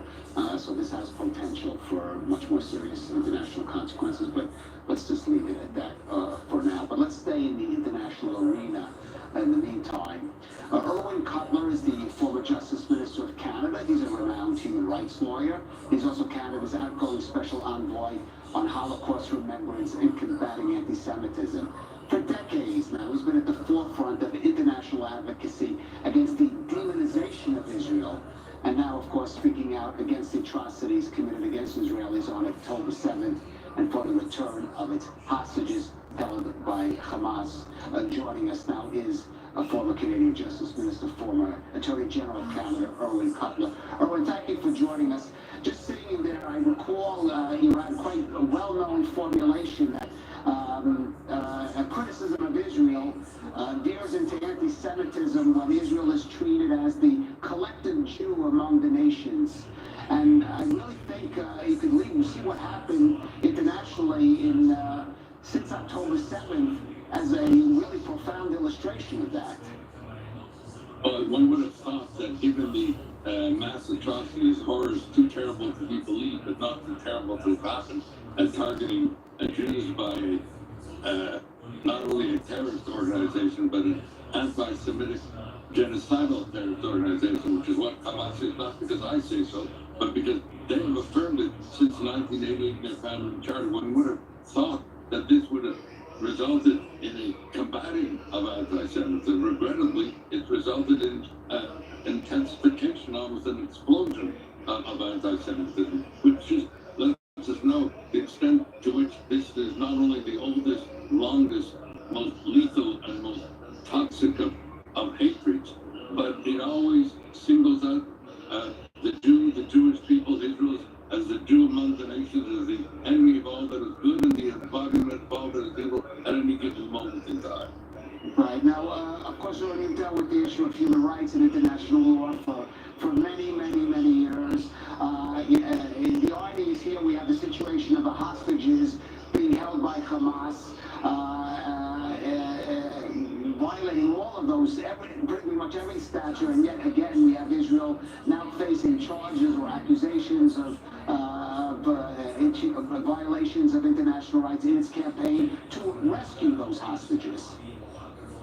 Well, the thing is that the question of the unconditional and immediate rescue of those hostages has to be a standalone obligation. It is a humanitarian imperative of the first order. We're talking about toddlers, children, women, elderly, Holocaust survivors being held by this terrorist organization. It has to be a moral imperative of the first order. The principle of humanity is a foundational principle of international human rights. What we are witnessing is the worst of inhumanity. It's a legal imperative. Every day that these hostages are being kept in forced disappearance and detention is a standing crime under international law, a standing war crime and crime against humanity. And finally, it's an international legal obligation. This has to be the first priority of states in the international community. That is to secure the immediate release of those hostages. Any other attempt to deflect or deny is not only playing politics, but is evading states' responsibilities under international law to make this an independent, standalone priority, as I said, a compelling humanitarian, moral, legal, international imperative. Right, and you have said, and I've read that Canada should be at the forefront of that. We have to say, Prime Minister Trudeau has spoken up about it and has given support for Israel. There are Canadian citizens or those who held it among the hostages, but how Canada reacts in international forums like the UN is something a little different. For example, that amendment, that sort of one-sided amendment, which Canada abstained on and was criticized in some quarters, I believe also including by your daughter, who I should mention, Michelle Cutler-Wine, should guest on the show, who is the Israel's official envoy against combating anti-Semitism. What do you have to say about how Canada is dealing with this current situation? Well, I met 2 days ago with the Prime Minister and the leaders of all the other parties in Parliament, and I said what we needed at this point was a multilateral coalition, the same way that we had a multilateral coalition at re-ISIS. We need a multilateral coalition now for the immediate rescue of the hostages. That's number one. Number two, at the UN, I met yesterday evening with our Canadian ambassador to the UN, Bob Ray, to discuss with him putting in place an ambassadorial partnership in action, getting the ambassadors of the various countries whose nationals are now being held hostage, bringing them together, making this a priority as well. So I'm hoping that that initiative will take place. The third thing is we've set up now an all-party, non-partisan parliamentary group to advocate for the release of the hostages, and we're internationalizing that effort to cut across parliaments in the community of democracies. And we seek to sanction those like Iran, who are training, arming, funding, supporting, celebrating Hamas. Qatar and Turkey, who themselves have become enablers and have provided base and sanctuary for Hamas. In a word, we have a 10-point action plan. I've shared it with the Prime Minister and political leaders in Canada, last week with American congressmen and senators and the people in the administration, and with civil society in Canada and elsewhere. So what we hope to have is, number one, a whole of government priority with regard to the release of the hostages. Number two, a whole of parliament commitment and a civil society involvement. This has to be, as I said, a standalone priority of the First Order. Well, hopefully that will be the case, hopefully, and that will lead that kind of international pressure will. And if it doesn't, we'll call them out. You know that. Right. Well, hopefully that. All right. Well, hopefully though that.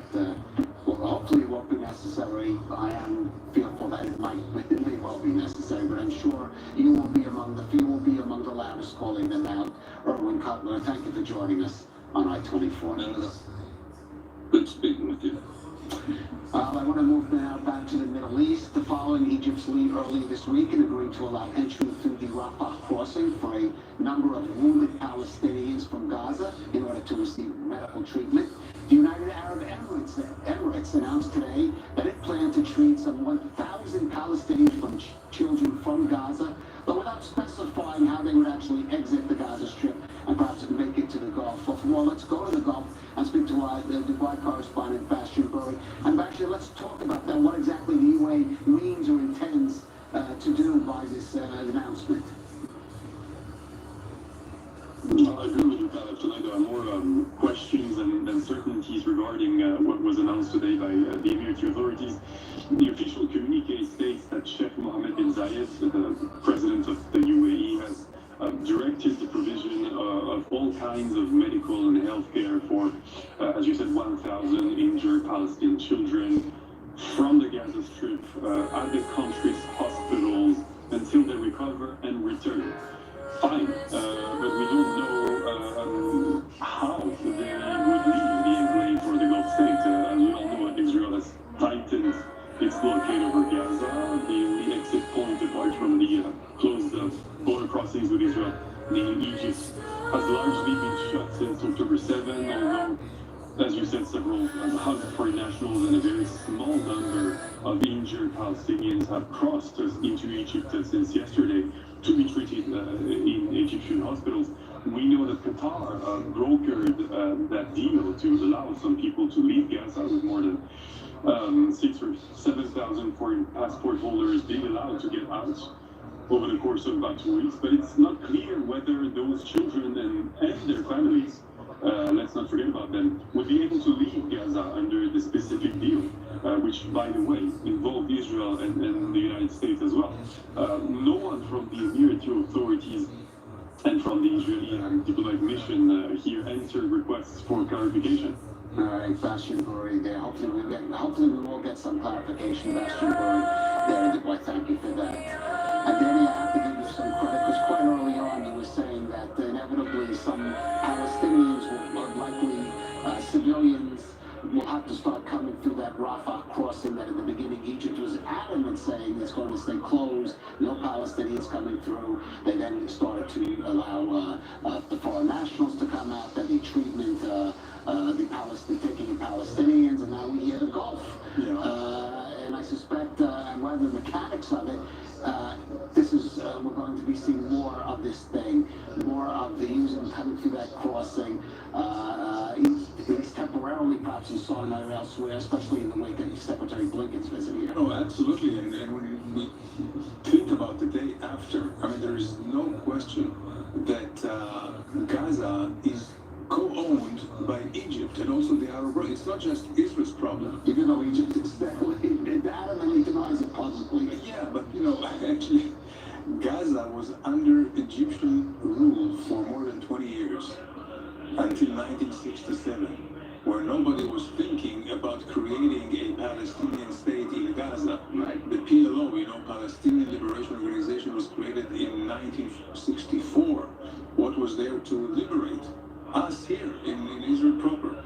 So there's no doubt that some kind of a new regime will have to be established in Gaza, and you cannot do it effectively without the Arab League. The money should come from the Gulf countries, Saudi Arabia, and administration and security, or at least some kind of cooperation between Israel and Egypt for security would have also to be established in Gaza, at least as an interim, before we bring a Palestinian Authority or anything else that would be able or would have the wherewithal to govern Gaza in a peaceful way. Right. Now, as we are hearing that Blinken is discussing that issue, who would govern Gaza together with some of his counterparts in the region, speaking of some sort of multinational force.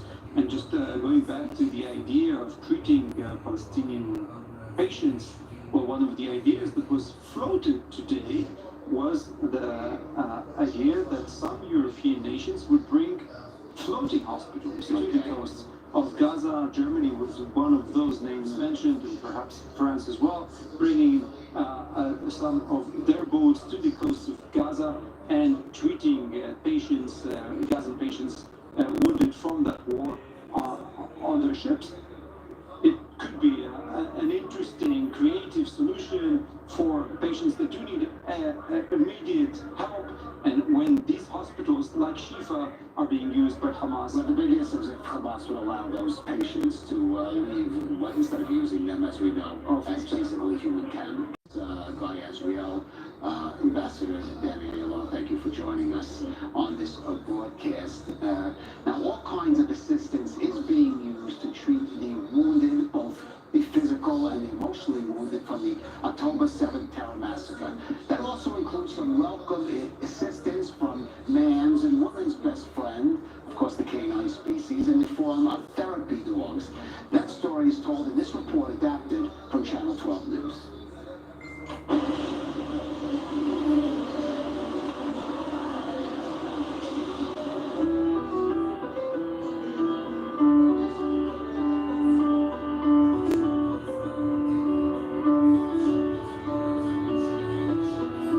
This time, we decided to enter to the sounds of classical music. Every day, for 2 weeks, they've been coming to Soroka Hospital. They're therapy dogs that have undergone long training and have come especially to help the wounded in the war.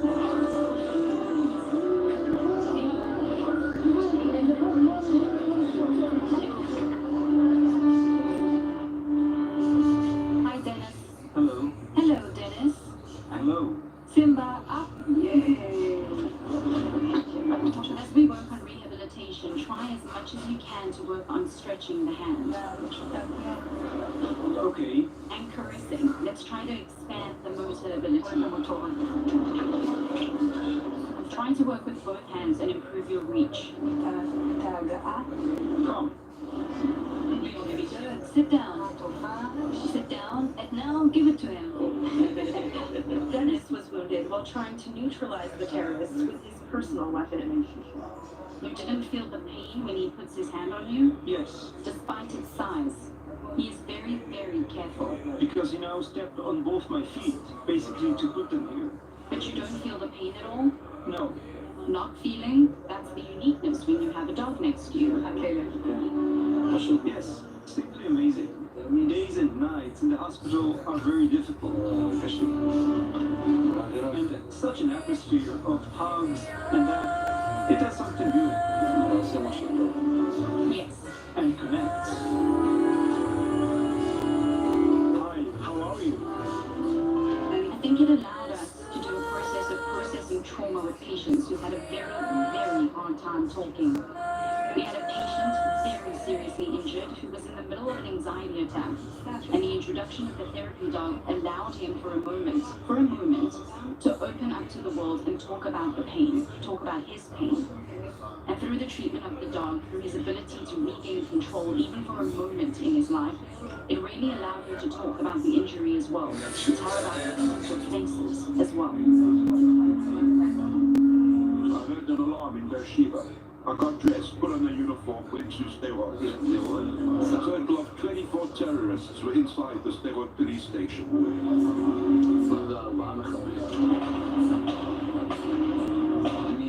I got shot in the chest and neck. They managed to pull me back to one of the shelters. Mati Tsarfati fought for long hours against terrorists at the Sderot station. He was seriously injured, was sedated and ventilated. Now he's in the middle of a particularly long rehabilitation process. With a hand up over her nose, then she sits. She will reach out. Beautiful. All of a sudden, the dog moves his hand, knows the movement. There are certain movements that I'm allowed to perform with my hand, and it's even desirable that I perform them with my hand and with the dog. This is very helpful. Come on, Alpha. Let's go to Daniel. Hey, Daniel. What's going on? We came to work together. Alpha, this is Daniel. Daniel, let's try to work with the hand, with the injured hand. We'll try to slowly increase the range. I divided the force into two. Some fought inside, some fought outside. I was outside. Daniel Damari was wounded by a gunshot while fighting terrorists at Nativo Junction. From there, he continued with his team, where he got shot again, almost everywhere on his body. In this hand, I received a bullet that entered my bone. It came out a little above the elbow and caused a fracture. Come, Alpha. Nice, Daniel. Excellent. Excellent. Come on. Nice, Alpha. Nice. Excellent, Daniel. Not everyone is suited to dog therapy. And you know what? Sometimes the dog therapy is not necessarily with the patient, but with his family members. And we will gain something else along the way. Sometimes the dog therapy will be with the department staff, exhausted from long days of caring for the wounded, and the dogs will be a respite for the staff, and through this we will get help for the patients. What fun you are having. An experience. Nice. How are you? How are you getting on? Yes, they came in the morning, were in the room with me, and that's it. Yeah, it calms you down. When it directs your inner forces, come on to rehabilitation. To reach the abilities you have, and maybe even beyond that. The connection between humans and dogs has proven itself since the dawn of humanity, and perhaps the great success here can continue to other hospitals as well, and make it even a little easier for those who are at one of the most complex and difficult points in their lives. There is a feeling, a good feeling, like reading, because a dog is the most simple creature. It loves the deepest, it is reliable, and the most genuine. It's a little different in real life.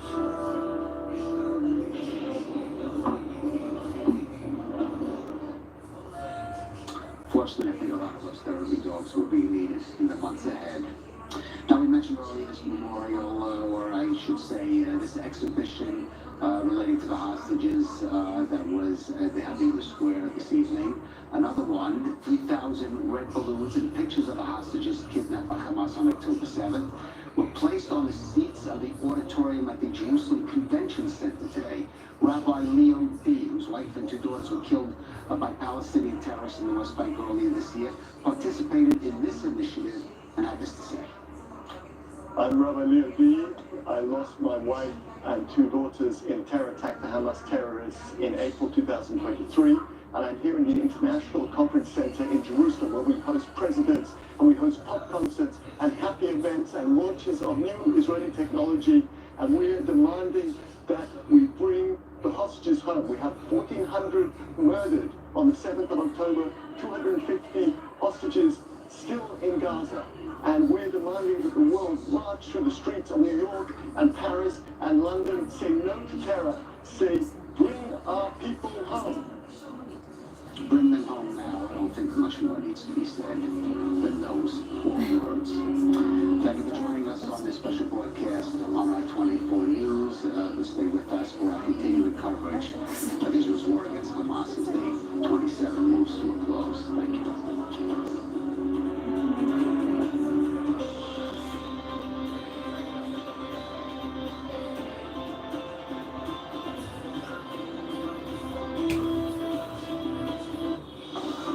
Israel is officially in a state of war. This is a very active scene, and we even get in the car as we're talking. 100 soldiers and civilians have been kidnapped. You just don't know anything. Entire families, including babies and children and elderly, were butchered in their beds. Awaken the giant, and we are ready and we are strong. Everyone is showing up. This is the unity.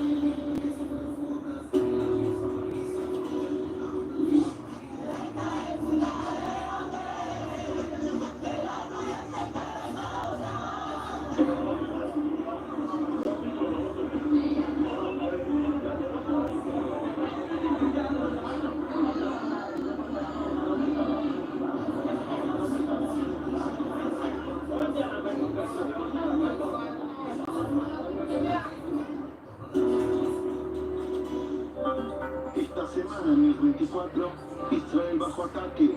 El 24 en español trae el análisis y la información de los acontecimientos de la guerra, espadas de hierro. Entrevistas exclusivas, reportes desde la zona de guerra, la reacción de los países hispanoparlantes.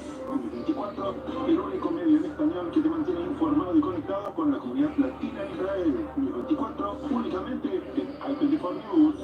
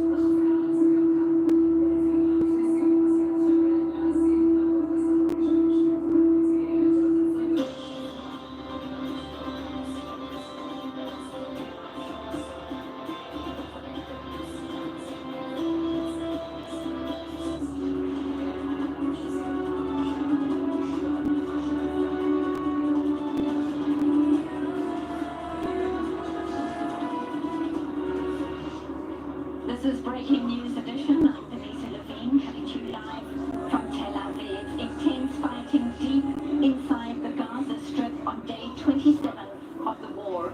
Israel's Defense Minister Yoav Gallant says the military has unique solutions to demolish the vast Hamas terror tunnel network.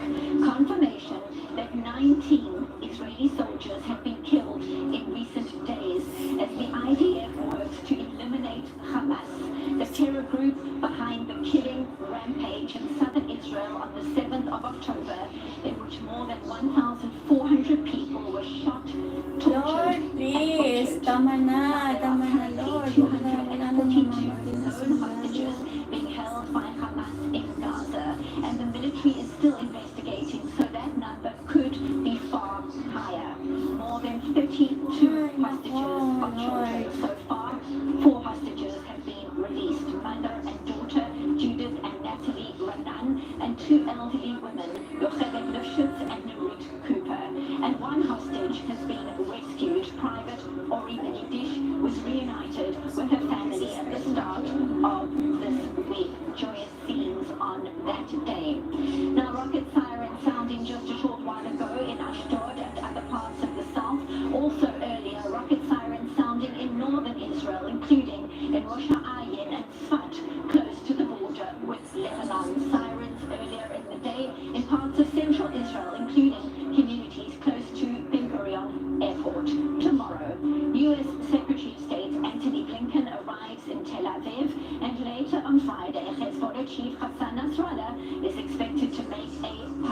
stress out of Lebanon amidst much speculation around his next moves.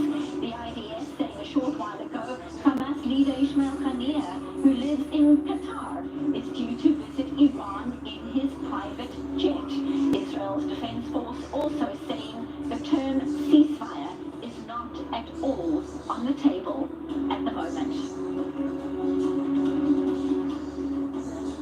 And so we now speak to our studio panel. For more, we welcome Major General in the Reserves, Eitan Dangot, former military secretary to 3 ministers of defense and former coordinator of government activities in the Palestinian territories in the IDF.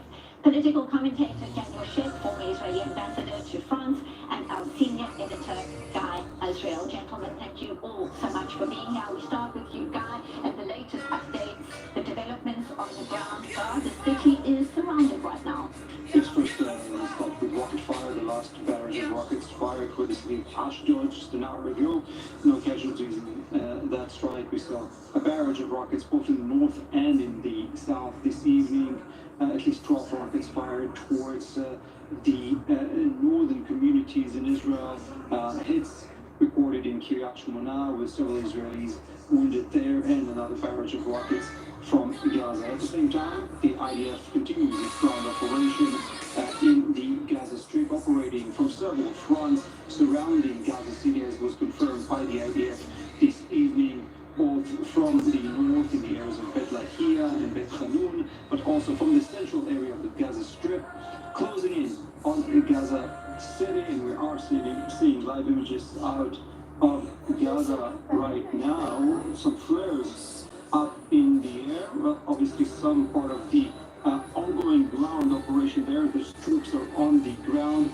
Obviously very intense fighting going on, and we're getting more reports on these right now. Obviously IDF forces are facing very fierce battles in very tight areas where Hamas operatives are stationed in very narrow streets, sometimes very densely populated areas, and that is what is going on right now in Gaza, as you can see on the screens. Those were live images on our screens right now out of Gaza. More updates to come, but first let's find out what's been happening up north. Our correspondent Pierre Stekelbach is in northern Israel, close to the border with Lebanon, and filed this report. The northern front continues to heat up. This evening, red alerts were triggered 3 times in different areas here in northern Israel, starting with 3 locations right behind the border in the west, middle, and east of the border.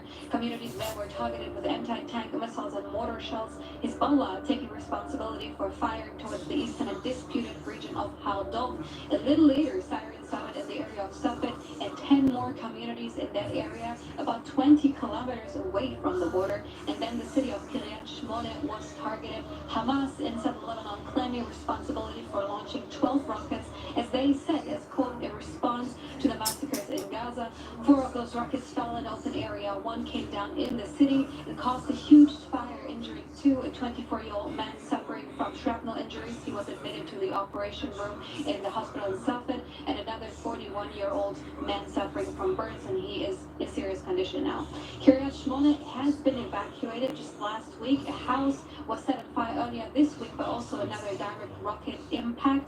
Today again shows how the Israeli measures to evacuate these border communities proved to be effective. The situation in the north is very volatile, and the Israeli military has been striking back towards the origin of those launches in southern Lebanon. But these new provocations come ahead of the speech of Hezbollah leader Hassan Nasrallah that is scheduled for tomorrow at 3 p.m. And it will be the first time that Hassan Nasrallah speaks since the beginning of the war. But whether he's going to escalate the situation further, or if these relatively contained skirmishes continue, remains to be seen. But tonight, Hezbollah and Hamas in southern Lebanon have again showcased their presence and some of their potential.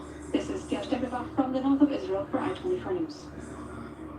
Meanwhile, Lebanese media is reporting that the commander of Iran's Revolutionary Guards Quds Force, Ismail Khani, is visiting Beirut to coordinate with Hezbollah. It comes amidst those continued border clashes between IDF and Hezbollah forces, and the question remains, will the Iranian-backed terror group escalate its conflict with Israel? Middle East correspondent Arul Osaran has more in this report. For 27 days now, the main focus of the IDF has been the threat from Gaza. But Israel's northern frontier against Hezbollah continues to occupy IDF forces with daily exchanges of fire and the attempted downing of an IDF drone early Thursday morning. In the north, we continue to attack Hezbollah targets along the border and eliminate enemy squads that try to launch anti-tank missiles, rockets and mortar bombs toward Israeli territory. IDF forces also in the last hour attacked positions from which rocket launchers were fired in the direction of Mount Dov, Mount Hermon and other directions. Following the IDF strike, Hezbollah announced the death of another fighter among its ranks, the 50th since the beginning of the war. The real number is likely higher. Most of Hezbollah's casualties are the result of airstrikes on its anti-tank units, which have been attacking IDF outposts along the Israel-Lebanon border. Some of them eliminated before they could fire their missiles, although that's not how Hezbollah sees it. We've seen over 3 weeks of Israeli attacks and strikes carried out by the resistance against Israeli military outposts. The Israeli enemy hasn't managed to mark a single achievement despite all of its advanced technology, attack drones, artillery, and daily airstrikes on our hills and villages. None of this has brought a single achievement. Ahead of a much-anticipated speech on Friday by Hezbollah leader Hassan Nasrallah, his first since the start of the war, Iran's IRGC Quds Force commander Ismail Qani is visiting Lebanon. This is Qani's second visit to Lebanon since October 7 to coordinate with Hezbollah concerning the conflict with Israel. Nasrallah's speech should also shed light whether Hezbollah will raise the threshold of the border clashes to a full-scale war or not. So, as we take a deeper look at security developments on all fronts, Major General in the Reserves, Eitan Dangot, your take, Eitan, on what is happening right now. We saw live images moments ago out of what is happening inside the Gaza Strip. We know it's coming at a cost. Already 19 Israeli soldiers have been killed in recent days. These are live images on our screen right now. Your take on what is happening right now. First of all, the achievement of the Israeli Defense Forces is the fact that we made it very fast, averagely, in surrounding the Gaza city. And as you are surrounding it and moving inside, it means that the clashes inside are much more complicated. We are much more inside a urbanic area, while it gives the Hamas people opportunities coming from the underground tunnels or making kind of an ambushes and other kind of thing. We saw the beginning of it from 24 hours ago, and it's increasing the opportunities to be attacked. So what we see now, it will be a picture that we will see, I estimate, in the coming night as well, because this shows you how it's very close. They are sending thousands of terrorists in one attack to have some vehicles, so infantry people coming from directions that are coming from the underground tunnels that are not seen by the forces, and trying to go inside to the vehicles or the armors and or the tents and put charges on them, and it brings face-to-face fighting. And you hear about brave stories about the IDF soldiers which succeed in seconds to stop it, or to be in a few cases, unfortunately, injured or worse from it. So that shows you how we are coming more and more deep, close, and continue with this kind of operation. Daniel, I want to bring you in because as we look at these live images, and they are very dramatic images on our screens right now across in Gaza, the IDF saying earlier it has an obligation to return home all the hostages. So inside Gaza are, as you well know because you are intricately involved with the families who are waiting for news, not only more than 240 known hostages, but more than 30 of them are children. Right.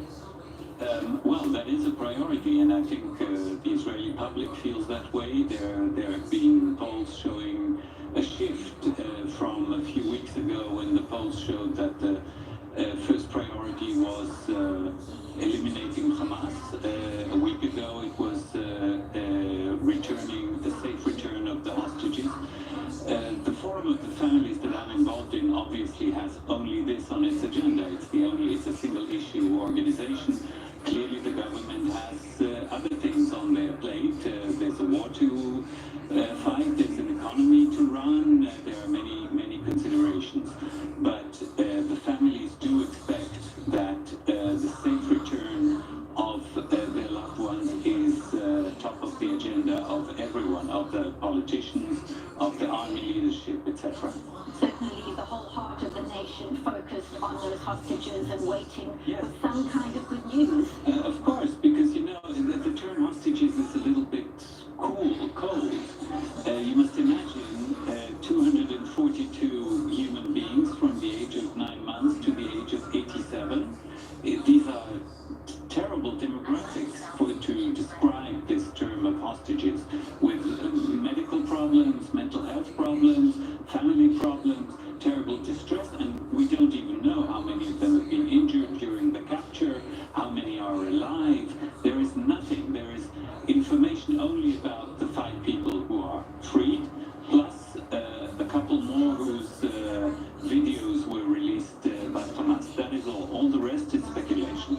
Certainly something we will be following up on, but I want to bring in to the conversation Lieutenant Colonel in the Reserve, Sarit Sahabi, founder and president of the Alma Research and Education Center, joining us from the Western Galilee. Thank you so much for joining us. We're talking about security concerns on all fronts at the same time, and of course, as you well know, rocket sirens sounding in parts of the Galilee earlier, close to the border between Israel and Lebanon, in Kiryat Shmona, in Sfat, Manara as well. These alerts coming as the IDF was saying it was striking Hezbollah sites in southern Lebanon in response to earlier rocket attacks. So what update can you tell us? What are you seeing and hearing from where you are right now? Right now it's quiet, though we do hear more retaliations of the IDF here. I want to emphasize this is not exchange of fire. What is actually happening is that Hezbollah carried out a strike of small drones against IDF positions and mortars and missiles that were launched, as you saw. There was one hit in Kiryat Shmona. The feeling is that it was a busy day, an intense day, even comparing to the previous days that we had. Maybe kind of a build-up before Nasrallah's speech tomorrow. Part of, by the way, a whole campaign that we've seen in Lebanon as well, to build up for this speech tomorrow. I must say that I feel that it will be difficult for Nasrallah to back from the build-up that it is being made for this speech and all these threats and intimidations and videos and propaganda and everything that is kind of building the image that Hezbollah is going to get in, and yet there are so many contexts and questions around this speech tomorrow. Talk to us about the risks involved. As you say, there seems to be for him some kind of pressure, whether he does or doesn't get fully involved, but clearly huge risks for Hezbollah and also obviously for the people of Lebanon if this does escalate into something major. Look, I've been saying this from day one. Whatever we've seen with Hamas, it's the same with Hezbollah, except Hezbollah is the big brother. It's the same with the deployment in Lebanon itself, meaning that the missiles and drones and headquarters and Hezbollah's the infrastructure is inside the towns, inside the villages, inside the homes and the civilian infrastructures. And that's why Nasrallah knows, Lebanese knows that the damage on both sides will be a huge damage.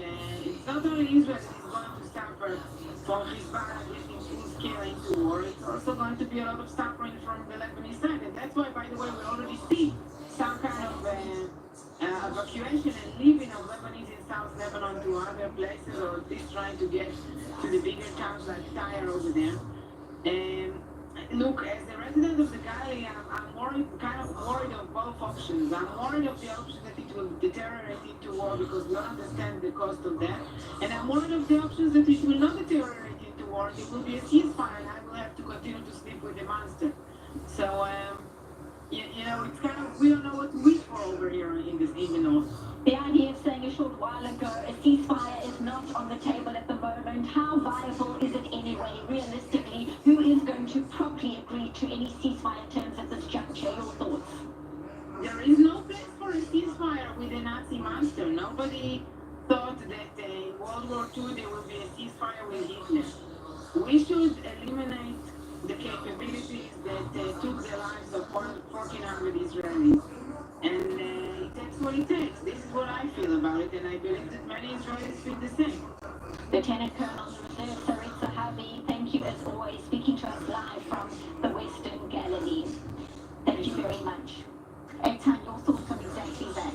I think that in the north, till now, one day before Nasrallah's speech, and I will say some words about it as well, I think the both sides are still keeping the area from the both sides of the fence as the area of the clashes, of the escalation that is running. But today we have some signs that Hezbollah is expanding the area of launching, but not changing the system till now. But it's not moving the fact that Hezbollah is deployed completely, and it's allowed areas ready for using both ground forces and also the rocket system, and using a small amount of people for itself and also some Palestinian organization. I think that we are making a mistake. All of us are talking about the fact that we are waiting for Nasrallah. Nasrallah will bring his words, but we have to be on readiness to react immediately as a defensive and offensive by major fire capabilities of IDF major by the Air Force in order to react heavily in the moment that Hezbollah is expanding its activity. In my opinion, the decision has been fallen already a few days ago by the prayer meeting in Beirut by the Foreign Affairs Minister of Iran. That visit already Turkey, and I guess he informed them, and the arrival of Kahani now to Beirut show these both people are the advocates of this kind of war. The Iranian Foreign Affairs Minister and Kahani. They are using another four proxies. The Houthis, the Shiite militias in Syria, in Iraq, and also, of course, are encouraging the West Bank to continue. And I believe that the decision is escalating, not immediately to the most amount of opportunities. I think, and I hope I will be mistaken, but we have to be ready for a great escalation in the north. Just to that point, the spokesman, Daniel Agari, exposing that Hania is on his way to Iran. In a private jet. In a private Maybe jet. it's a good one, have to be careful when he's flying. Something we're going to talk about as well a little bit later. Gentlemen, stay with us right now. I'd like to welcome Eddie Beer, President and Founder of the United Hatzalah Organization, a volunteer-based emergency medical services organization in Israel. Eddie, thank you so much for joining us. You have been at the scene of many terror attacks over the years. Here at the channel, we've spoken to some of your volunteers and responders about the horrors that they saw on the 7th of October. Talk to us about your account, the number of calls you must have received in the early morning on that day, and the scale of what you saw. Well, on the 7th of October, I was woken up at 6:40 in the morning, and I found myself within 20 minutes at the United Hatzalah Center in Jerusalem, the 122 center that we have, 1221 center that we have, where we get all the phone calls. We were receiving phone calls from parents who were frantic about saving their children. That's all they were talking about, save our children. And I realized we don't have enough dispatching answering the phone calls because this was a Saturday morning, Simchat Torah. So we called out for more and more people to pick up the phones. We had over 60 volunteers arrive immediately from the synagogue near us, wearing the talitot, wearing the talis on them. When I saw them running into the dispatch, I was thinking about the pictures that I had on the Yom Kippur, that I had as a young kid watching the Yom Kippur. And this is how it started my day. We had thousands of people calling for help. People were screaming that they're killing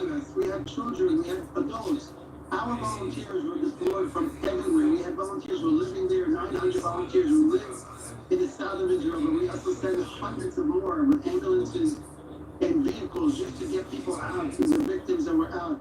We had so many people injured. We couldn't say no to anyone. We were just sending people under fire. And then we heard about our Pause volunteers who were murdered.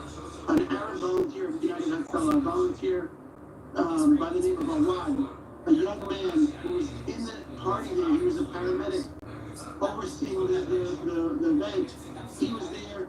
He was there watching over, and he was the first volunteer who was murdered. And the second one was a volunteer from Kriyat Malachi. A young volunteer who also ran to help save lives. And when he got there, he found himself front of Paris, and they were shooting back and forth. And unfortunately, he was murdered after he was able to eliminate a few of the terrorists. Absolutely tragic to think that people who are risking their lives in an active terror rampage have to take that risk like that, and such an outcome that is absolutely devastating. Talk to us, Eddie, about how responders are able to try and stay safe. Their own personal safety is obviously at risk while they're trying to save other people's lives. You're talking about hours long this massacre unfolded, and your teams were on the ground. You and your wife there as well. What did you see, and what did you do to stay safe at the same time? So the first thing we did is send trucks loaded with bulletproof vests and helmets. So the volunteers going into the war zone should actually have some kind of protection. It's not 100% protection, but it has some kind of I would say like a 60 to 65% protection of the body and of the skull. We actually had volunteers injured, and they were saved with the bulletproof vests and helmets. So that was the number one thing we did. Second of all, we told volunteers who have arms to load. Unfortunately, this is crazy. Paramedics had to hold their hands on their arms to protect themselves and protect the people surrounding them. Unbelievable. That was great volunteers. Very, very great volunteers. Many of them were injured. We had 2 volunteers who were kidnapped. We still don't know what happened to them. This is a tragedy for the whole country, and of course for United Hatzalah as well. Absolute tragedy, and certainly the unsung heroes, always the paramedics, the medics, the responders who are going to try and do their best to save lives. Phenomenal work by your teams. I understand, I want to take a look at a response further afield. I understand that you have met recently with President Joe Biden here in Israel, and you also met with Donald Trump during a Republican summit in Las Vegas. Talk us through the responses from the current and former presidents of the United States to what is unfolding on the ground right now, this war underway, day 27. Well, when I met President Biden, he was broken. His heart was broken. I saw him crying in front of my eyes, and then when he gave me a hug, he had literally tears dropping on my shoulders. He took it very hard to his heart. He said that the pain he felt when he lost his kids, his children. He lost one kid in Iraq, one kid in an accident together with his wife. He felt the same pain now that he felt when he lost his own children. And it was really genuine, the feeling that I had. He kept saying that you don't need to be a Jew to be a Zionist, which I thought was outstanding. Something you said repeatedly, absolutely. And tell us briefly, we don't have much time left, if you don't mind, the response out of Donald Trump, briefly, please. Donald Trump was very angry, and he said if he wins the presidency, he will make sure that Israel will never face a thing like this. He said the head of the state has to be chopped, and it's no doubt that it's Iran. Iran are behind this whole massacre and the war against Israel.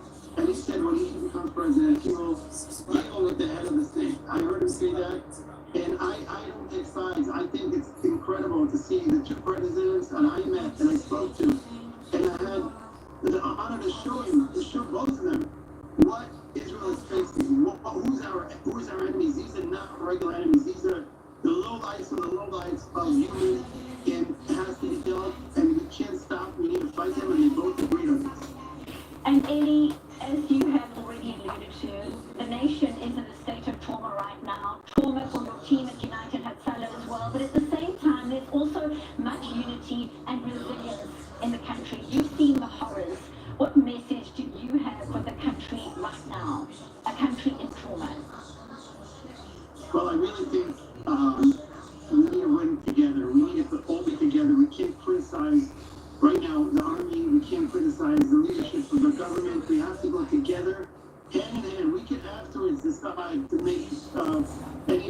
escalation, a lot happened, but right now we're all together in this week to save our children who are in the army. My own son is in the army now. We want to make sure all of them come back safe. Unfortunately, this is the most brutal war we ever stand for. This was a war that was forced on us. We need to win, and the only way to win is where we all together and we love each other and we do chesed, we do kindness. This is the only way to support each other, hold hands, and fight, and we will win. There is no doubt about it. Thank you so much. Appreciate you speaking to us, Eddie Beer, President and founder of United Hatzada, the unsung heroes risking their lives every day to save others. Thank you very much for being with us. And now we continue with our coverage with the latest updates on the ground. Senior Defense Correspondent Jonathan Regev joins us from southern Israel. We know sirens were sounding earlier on. Herzi Halevi, Jonathan, the IDF chief, saying troops are fighting against absolute evil. What is the latest in the south? What update can you share right now?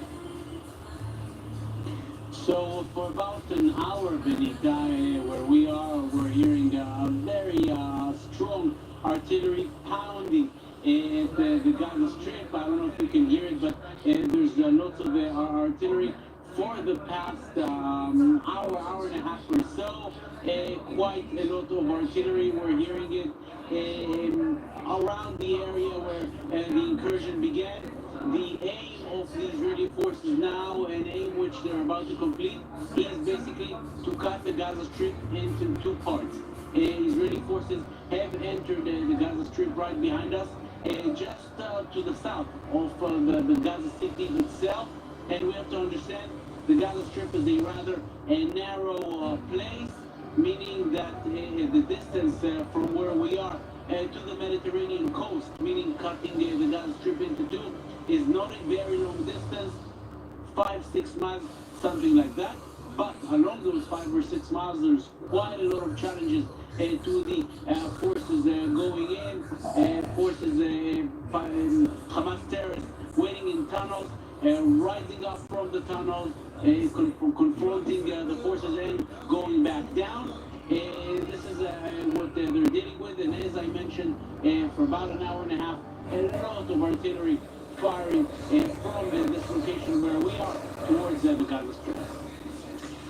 And Jonathan, the issue of fuel being provided to the Gaza Strip is a heated one. The IDF chief of staff saying fuel will be provided to Gaza hospitals under supervision once they run out. But the Prime Minister's office releasing a statement earlier saying that Benjamin Netanyahu has not approved any such transfer. Any update on that front?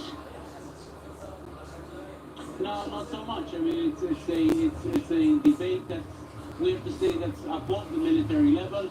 Allowing fuel or not, that's up for the diplomatic level. Let's call it this way. Of course, fuel which is provided in for humanitarian purposes will eventually be taken by Hamas for the use of their war machine that they're running, and this is something that has to be debated way above the military level. Thank you so much. Our senior defense correspondent Jonathan Regev, live from southern Israel. Appreciate the update. And now for more, we welcome to our panel Danny Janan, former Israeli ambassador to the UN and member of parliament in the Likud party. Thank you very much, Ambassador. At such a difficult time, since we just started this broadcast, we've been talking about sirens in the north and in the south. We've been talking about live images out of Gaza. We can see the strikes that are happening as we speak inside Gaza right now. We're talking about the concerns up north and what Nasrallah may decide to do tomorrow. And this is a nation in trauma, still trying to process the gravity and the scale of what happened on the 7th of October. Your assessment of where things stand right now in this country? We're in a war. It's not easy. It's not easy for the population in Israel. More than 200,000 people had to move from their homes, go to other places, to hotels, to other things. We've seen the casualties for our forces. But I have to think about your introduction. We are strong. We have the resilience. We have the strength to stand up and to defeat our enemy. And I would advise our northern neighbors to pay attention to our capabilities. If Nasrallah will decide to fight with us as well, We will bury Hezbollah under the rubble of Lebanon. We are not joking. We have no interest to start a cycle with Hezbollah. But if they will decide to continue and attack us and expand the range of the attacks, we will fight back. And our Air Force, today I had a very interesting meeting with our Air Force. Our Air Force mainly finished the job in Gaza. So now it's more the infantry that is doing the war. We have the capability to strike Hezbollah in Lebanon, and they should be aware of it. Just to be clear, talking about the trauma, we're talking about the psyche of the nation, the civilians and the citizens, no disputing that the IDF is strong, and we're hearing the rhetoric out of leaders in the IDF saying they are ready for any eventuality. That said, over and above what Hezbollah's Hassan Nasrallah may announce tomorrow, there have been moves out of Yemen, out of Iranian proxies, concerns around even Iraq and what might be happening at the same time. Your confidence in terms of your understanding of Israel's ability right now to handle several threats at the same time, day 27 in a war when people are grieving. So the Iranians, they're playing a chess game, and they decide how to maneuver with the Houthis, with Hezbollah, with Hamas. We will make sure those who attack us will pay, but we have to decide where. We can decide to attack in Yemen, in Iran, in Lebanon. It's up to us to decide, and we will retaliate for those attacks. We have the capability of winning a multi-front war. It's not easy, it's challenging, we're a small nation, but we knew that it can happen. So the military plan for it, we will stretch our muscles, but we are capable of defending the population in Israel, and at the same time to strike our enemies. And I would advise them, if they would do that, we will use all the power we have against them. Another threat, so to speak, and it's not a physical one in terms of missiles and rockets. Nonetheless, it's quite painful for many hearing the rhetoric that you all know well out of the United Nations. Antonio Guterres' comments early on, in the early days of the war, upsetting so many people. And we also know that the sentiment is largely out of the UN against what Israel is doing, something that won't surprise you. That said, there are complicated moves that have to come out of Israel when targeting terror infrastructure that is underneath a hospital, knowing that the world is watching and that the number of civilians who might be hurt in the process is something that is going to concern a lot of people, including in the country and of course out of the UN as well. How does the international criticism impact the way Israel is going to conduct its war? First of all, we can only be shameful. We haven't forgotten what happened on October 7th. We had a ceasefire. They broke the ceasefire. They attacked our community. They committed atrocities that we haven't seen since the days of the Holocaust. So we are fighting back to defend ourselves. So they tend to forget it. I think we should not expect much from the UN. I want to Secretary Guterres, because I know him personally. I told him, how dare you justify those acts? And he tried to retract his words. But they didn't do it properly, because basically he said, I'm not justifying what happened, but. And then he says, occupation, the situation in Gaza, basically he justified those horrible attacks against us, and that's unacceptable. When I was at the UN, I told my colleagues in the military, you would never do whatever you have to do. We're going to deal with the Security Council, with the General Assembly, and that's what I'm telling my colleagues today in the military. You do what you have to do. Defend Israel. We fight according to international law. And by the way, according to international law, you are allowed to attack even a hospital if you have terrorists inside the hospital. We don't do it. And basically, I think we should open that discussion. Because according to the Geneva Convention, Article 28, if I'm not mistaken, you are allowed to attack a hospital if terrorists are hiding in the hospital and you give proper notice before you attack the hospital. So we're fighting a very evil, cynical enemy. And I think we should use more force, and not to put our forces in danger, but we do it according to international law.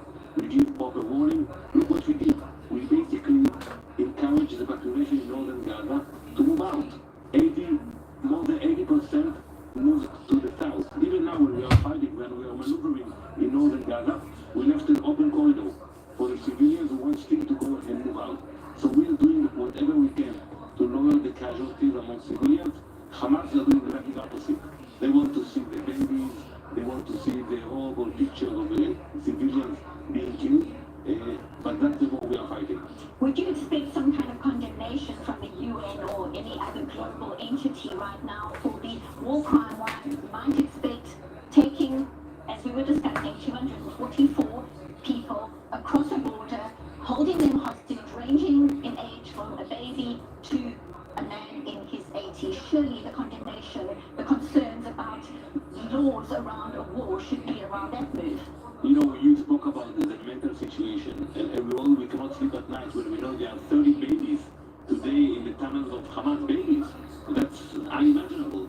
And those cynical diplomats at the UN, they tend to ignore it when it comes to Jewish blood. It's too cheap for them. That's unacceptable. We should do whatever we can to release those hostages, to use whatever force we have to win the war against Hamas, and not to rely on the international community. We saw where they stay. When Canada tried to amend the resolution in the General Assembly, and they only asked them to condemn Hamas, they couldn't get a majority for that. So we should have zero expectation from the UN, and we should have 100% support for the IDF. Are you surprised that Jordan has recalled its ambassador over this war? No, you know, I have seen in the past the situation when countries in the Arab League, they have to play the game, they have to condemn Israel. But they know very well that the radical Muslims that attacked us, they put a threat to the moderate Arab countries in the region.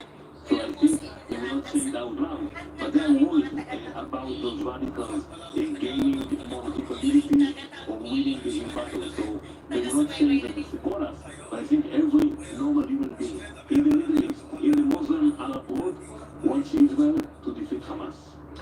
These are live images on our screen right now over Gaza as those strikes continue, as you say, efforts by the IDF to defeat Hamas. Ambassador, final question, and that is around the state of play, which clearly is not top of mind as the war continues, but is something that will be discussed down the line, and that is relations potentially between Saudi Arabia and Israel. What is your take on the role Riyadh could be playing at any level right now, the day after for Gaza potentially, and what all the unfolding developments right now could mean for potential relations down the line? So that was a few weeks ago, and we discussed the potential agreement with the Saudis, extending the Abraham Accord, and I will not be surprised that one of the goals was to put all those negotiations on hold, and they succeeded. But I can tell you that in the future I'm optimistic. I spoke with our colleagues in the Gulf, and they believe in the Abraham Accords, and I think in the future we will see more countries, including Saudi Arabia, who join the Abraham Accords. Now we took not join that, because we're in the middle of a war, they have to take sides, but I think at the end of the day, we are all fighting the same evil, and I think we have a lot of place to maneuver and to cooperate with them. Very briefly, the country was very divided politically before this war started. Now we are seeing billboards across the country about victory, about being together. We're seeing volunteers all over the country trying to help. Your assessment of that resilience right now, the state of play within the country as we speak. It gives all of us a lot of encouragement to see that people are coming together, standing together, putting all the political difficulties and arguments aside, fighting together. You know, today when you go and you visit the troops in the south, you see Orthodox Jews, secular Israelis, left, right, people from the kibbutzim, people from the yeshivot. That's the beauty of Israel, and that's why I know that we will win, because we know how to come together, and I hope that we also will learn the lesson for the future. When we win the war, we'll have to look deep inside what happened and what we can learn for the future. Many questions will be asked, many lessons learned. Danny Danan, former Israeli ambassador to the UN and member of parliament in the Likud party, thank you very much for being here in studio. And earlier on this day, IDF Chief of Staff Herzi Halevi delivered this statement, day 27 of the war, reiterating, quote, "This is our home, we have no other country." He says troops are operating inside Gaza City. We saw those live images just a short while ago. He also says the IDF has an obligation to return home all the hostages. IDF spokesman Daniel Hagari saying ground forces have completely surrounded Gaza City. He also says the term ceasefire is not at all on the table at the moment. Let's take a listen. לוחמי צה"ל IDF soldiers are surrounding Gaza City, the center of the terrorist organization Hamas. In the last hours, armored corps and infantry, with the assistance of the Air Force, targeted Hamas posts, launch pads, and other terror infrastructure used by Hamas and its terrorists. Engineering corps are locating ground threats, explosives, dismantling them and neutralizing them, allowing our forces to move freely. Our combat forces are engaging in face-to-face battles. In every battle, the IDF comes out on top. We are constantly operating from the air and the sea. When we come across a battle, if needed, we go back, attack from the air and the sea, and then continue. This is repeated again and again. Our officers are leading the fight with great bravery with the soldiers. This is how the IDF operates. The IDF is fighting with full force against Hamas in the Gaza Strip. But have no doubt, if you want to know who is taking part in the war, you can look at one of the leaders of the murderous Hamas terror group, Ismail Haniyeh, visiting Iran today, arriving by a private jet. The warm welcome he received signals that Iran is pushing its prophecies, the Houthis, Hezbollah, and others, to try to divert our focus from Gaza. We are focusing on Hamas, on dismantling it and bringing the hostages home. While Haniyeh is flying on private planes, the IDF is attacking Hezbollah targets in Lebanon, military posts, terror infrastructure, launch pads, and weapons caches. Many targets were hit tonight in response to artillery fire earlier today from Lebanon into northern Israel. In the West Bank, the IDF, along with the Shin Bet, continue to battle Palestinian terror, arresting dozens of terrorists every night, foiling attacks at any time. So far, we have spoken to the families of 242 hostages and the families of 335 deceased. Our hearts are with the families. And still with us in studio, Major General in the Reserves, Eitan Dangat, former military secretary to 3 ministers of defense and former coordinator of government activities in the Palestinian territories in the IDF, and political commentator Daniel Sheikh, former Israeli ambassador to France. And Daniel, I want to pick up with you on the issue of the hostages. Again, it's something I know you're working on very intently and something that the nation is waiting to hear about. The people who are being held hostage are from a range of countries, more than 25 different countries. So talk to us about the diplomatic efforts to try and secure the release of these hostages. We know Qatar is supposed to be brokering something, but realistically, who else is involved behind the scenes? Listen, of course, a country will pay special attention to its own citizens. That's, as a citizen, that is what you would expect from your government. So, hostages who have a foreign citizenship, a foreign nationality, can expect and should expect their governments to do an extra effort.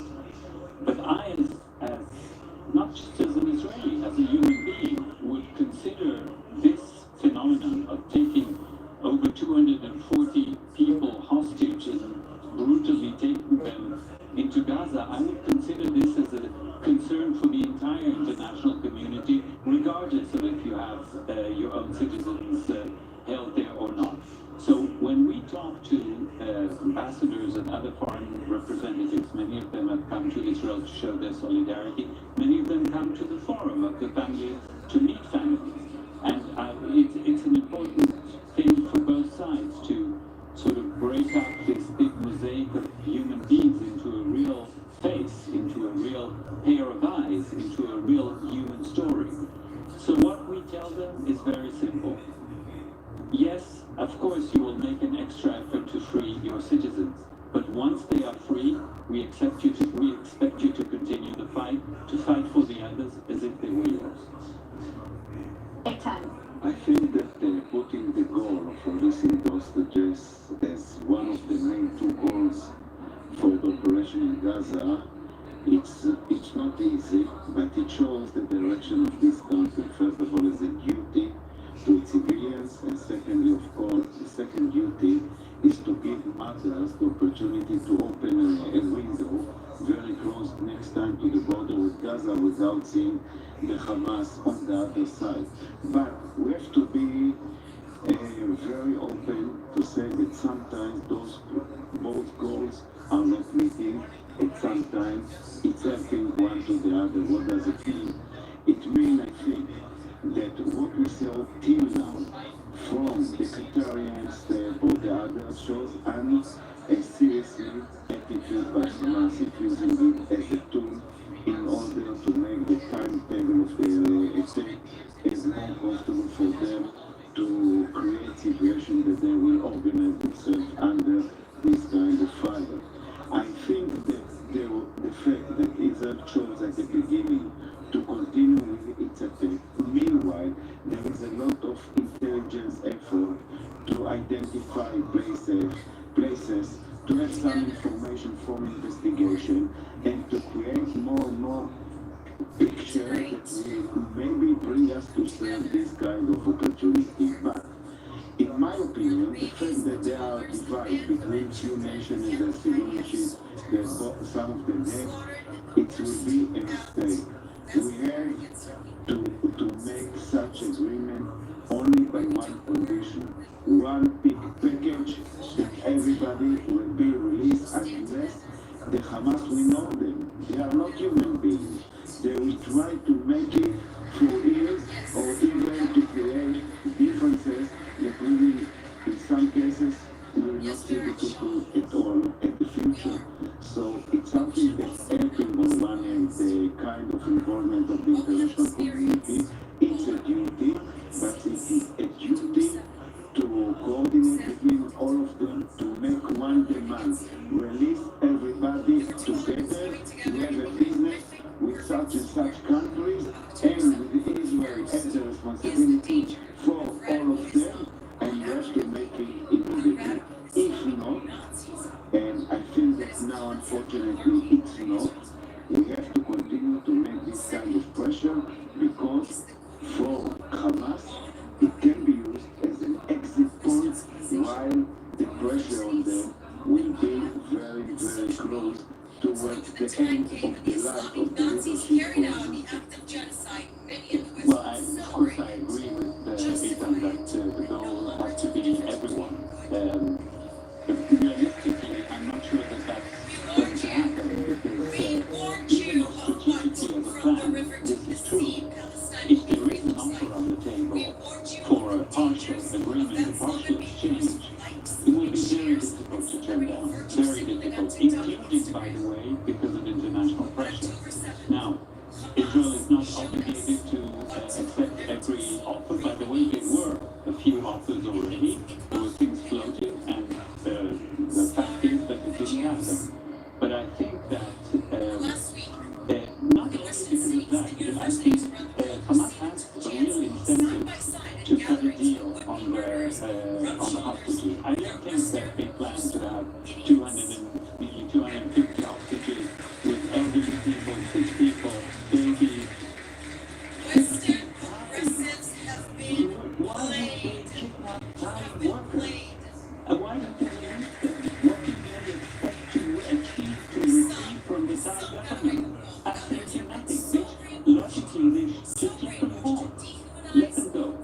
Well, this doesn't seem to be the fact for the moment, so I agree. By the way, the family forum has this slogan: everyone for everyone, all the hostages for all the prisoners. And one sentence to them, it's right when we are sitting and analyzing, but we are dealing with murderers that are even more in a short time than the Nazis.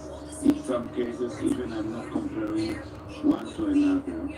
And I think it's time that Israel will have much more achievement from the international community under the negotiations we are working with the West world.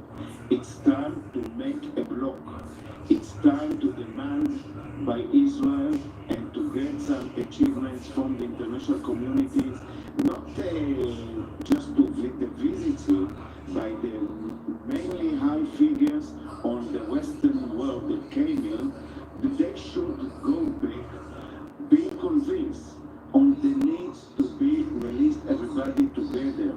Can I divide between a baby of 9 years old with a lady of 85 with a Thai, with a German, with a French people, and with a female soldier? No. It's something that has been done together. I'm not talking about the end game.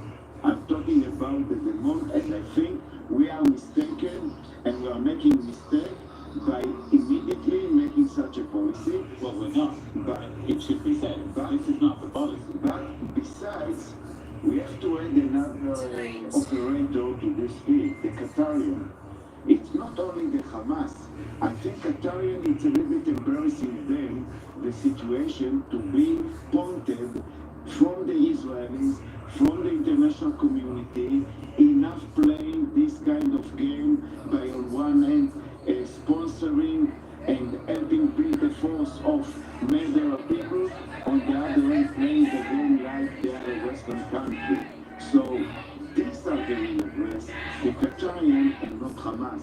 Ania is flying from Qatar to Tehran, and the Marshal is flying from Qatar to Beirut, and Qatar is sponsoring most of what we saw on the 7th of October. They're sponsoring, undercovering, like they are giving money to the poor people in Gaza, and they should pay now the answer for their activities by being the major factor on releasing everybody together. And on time coming, we will see the results. Israel and maybe other countries, but Israel at the first place has to choose and to check its relationship and policy towards Qatar. It's enough to be cheated by the Qatarian and to cheat yourself like you are agreed for something that does not exist. Yeah, I think the Qataris have a simple choice now, and I hope they fall to the right direction. We can either go down in history as the collaborators of these worst perpetrators of the century. I mean, it's difficult to describe the enormity, or they can be the heroes of the story. They can end up being the heroes if they secure the safe release of 245 people, most of them civilians. That's their choice. And as I said, if they want to be part of the modern world, of the Western world, the choice should be actually quite easy.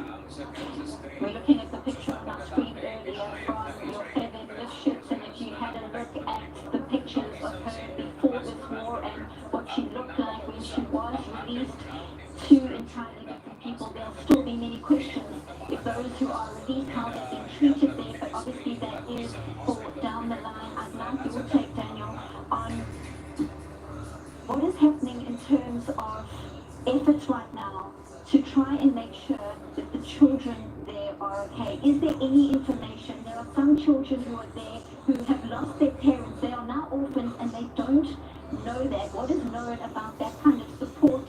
It's beyond heartbreaking. It's beyond evil. It's difficult to even hear it. Zero information. As simple as that. The only little hope is that among the captured people, there is a pediatrician, a woman, a doctor, and you know, everybody hopes that the captors have the sense to put the children together, to have somebody care for them, but we're only guessing. There is zero information. We have everybody has put a lot of pressure on the Red Cross to secure at least a visit or some kind of information about the conditions of captivity. And, you know, what really annoys me, I can understand that there is pressure on Israel to allow humanitarian aid to southern Gaza, but humanitarian aid should not be unilateral. There are Israelis who are in dire need of humanitarian aid. They are the hostages, and I think that the Red Cross should insist in the same manner on that humanitarian aid like they do for the Gazans. The hostages need to come home. Commentator Daniel Sheikh, thank you very much. We're going to leave it there. Thank God you're going to stay with us, and we're taking a very quick break, but our rolling coverage continues on this breaking news edition. Stay tuned. Back in a bit.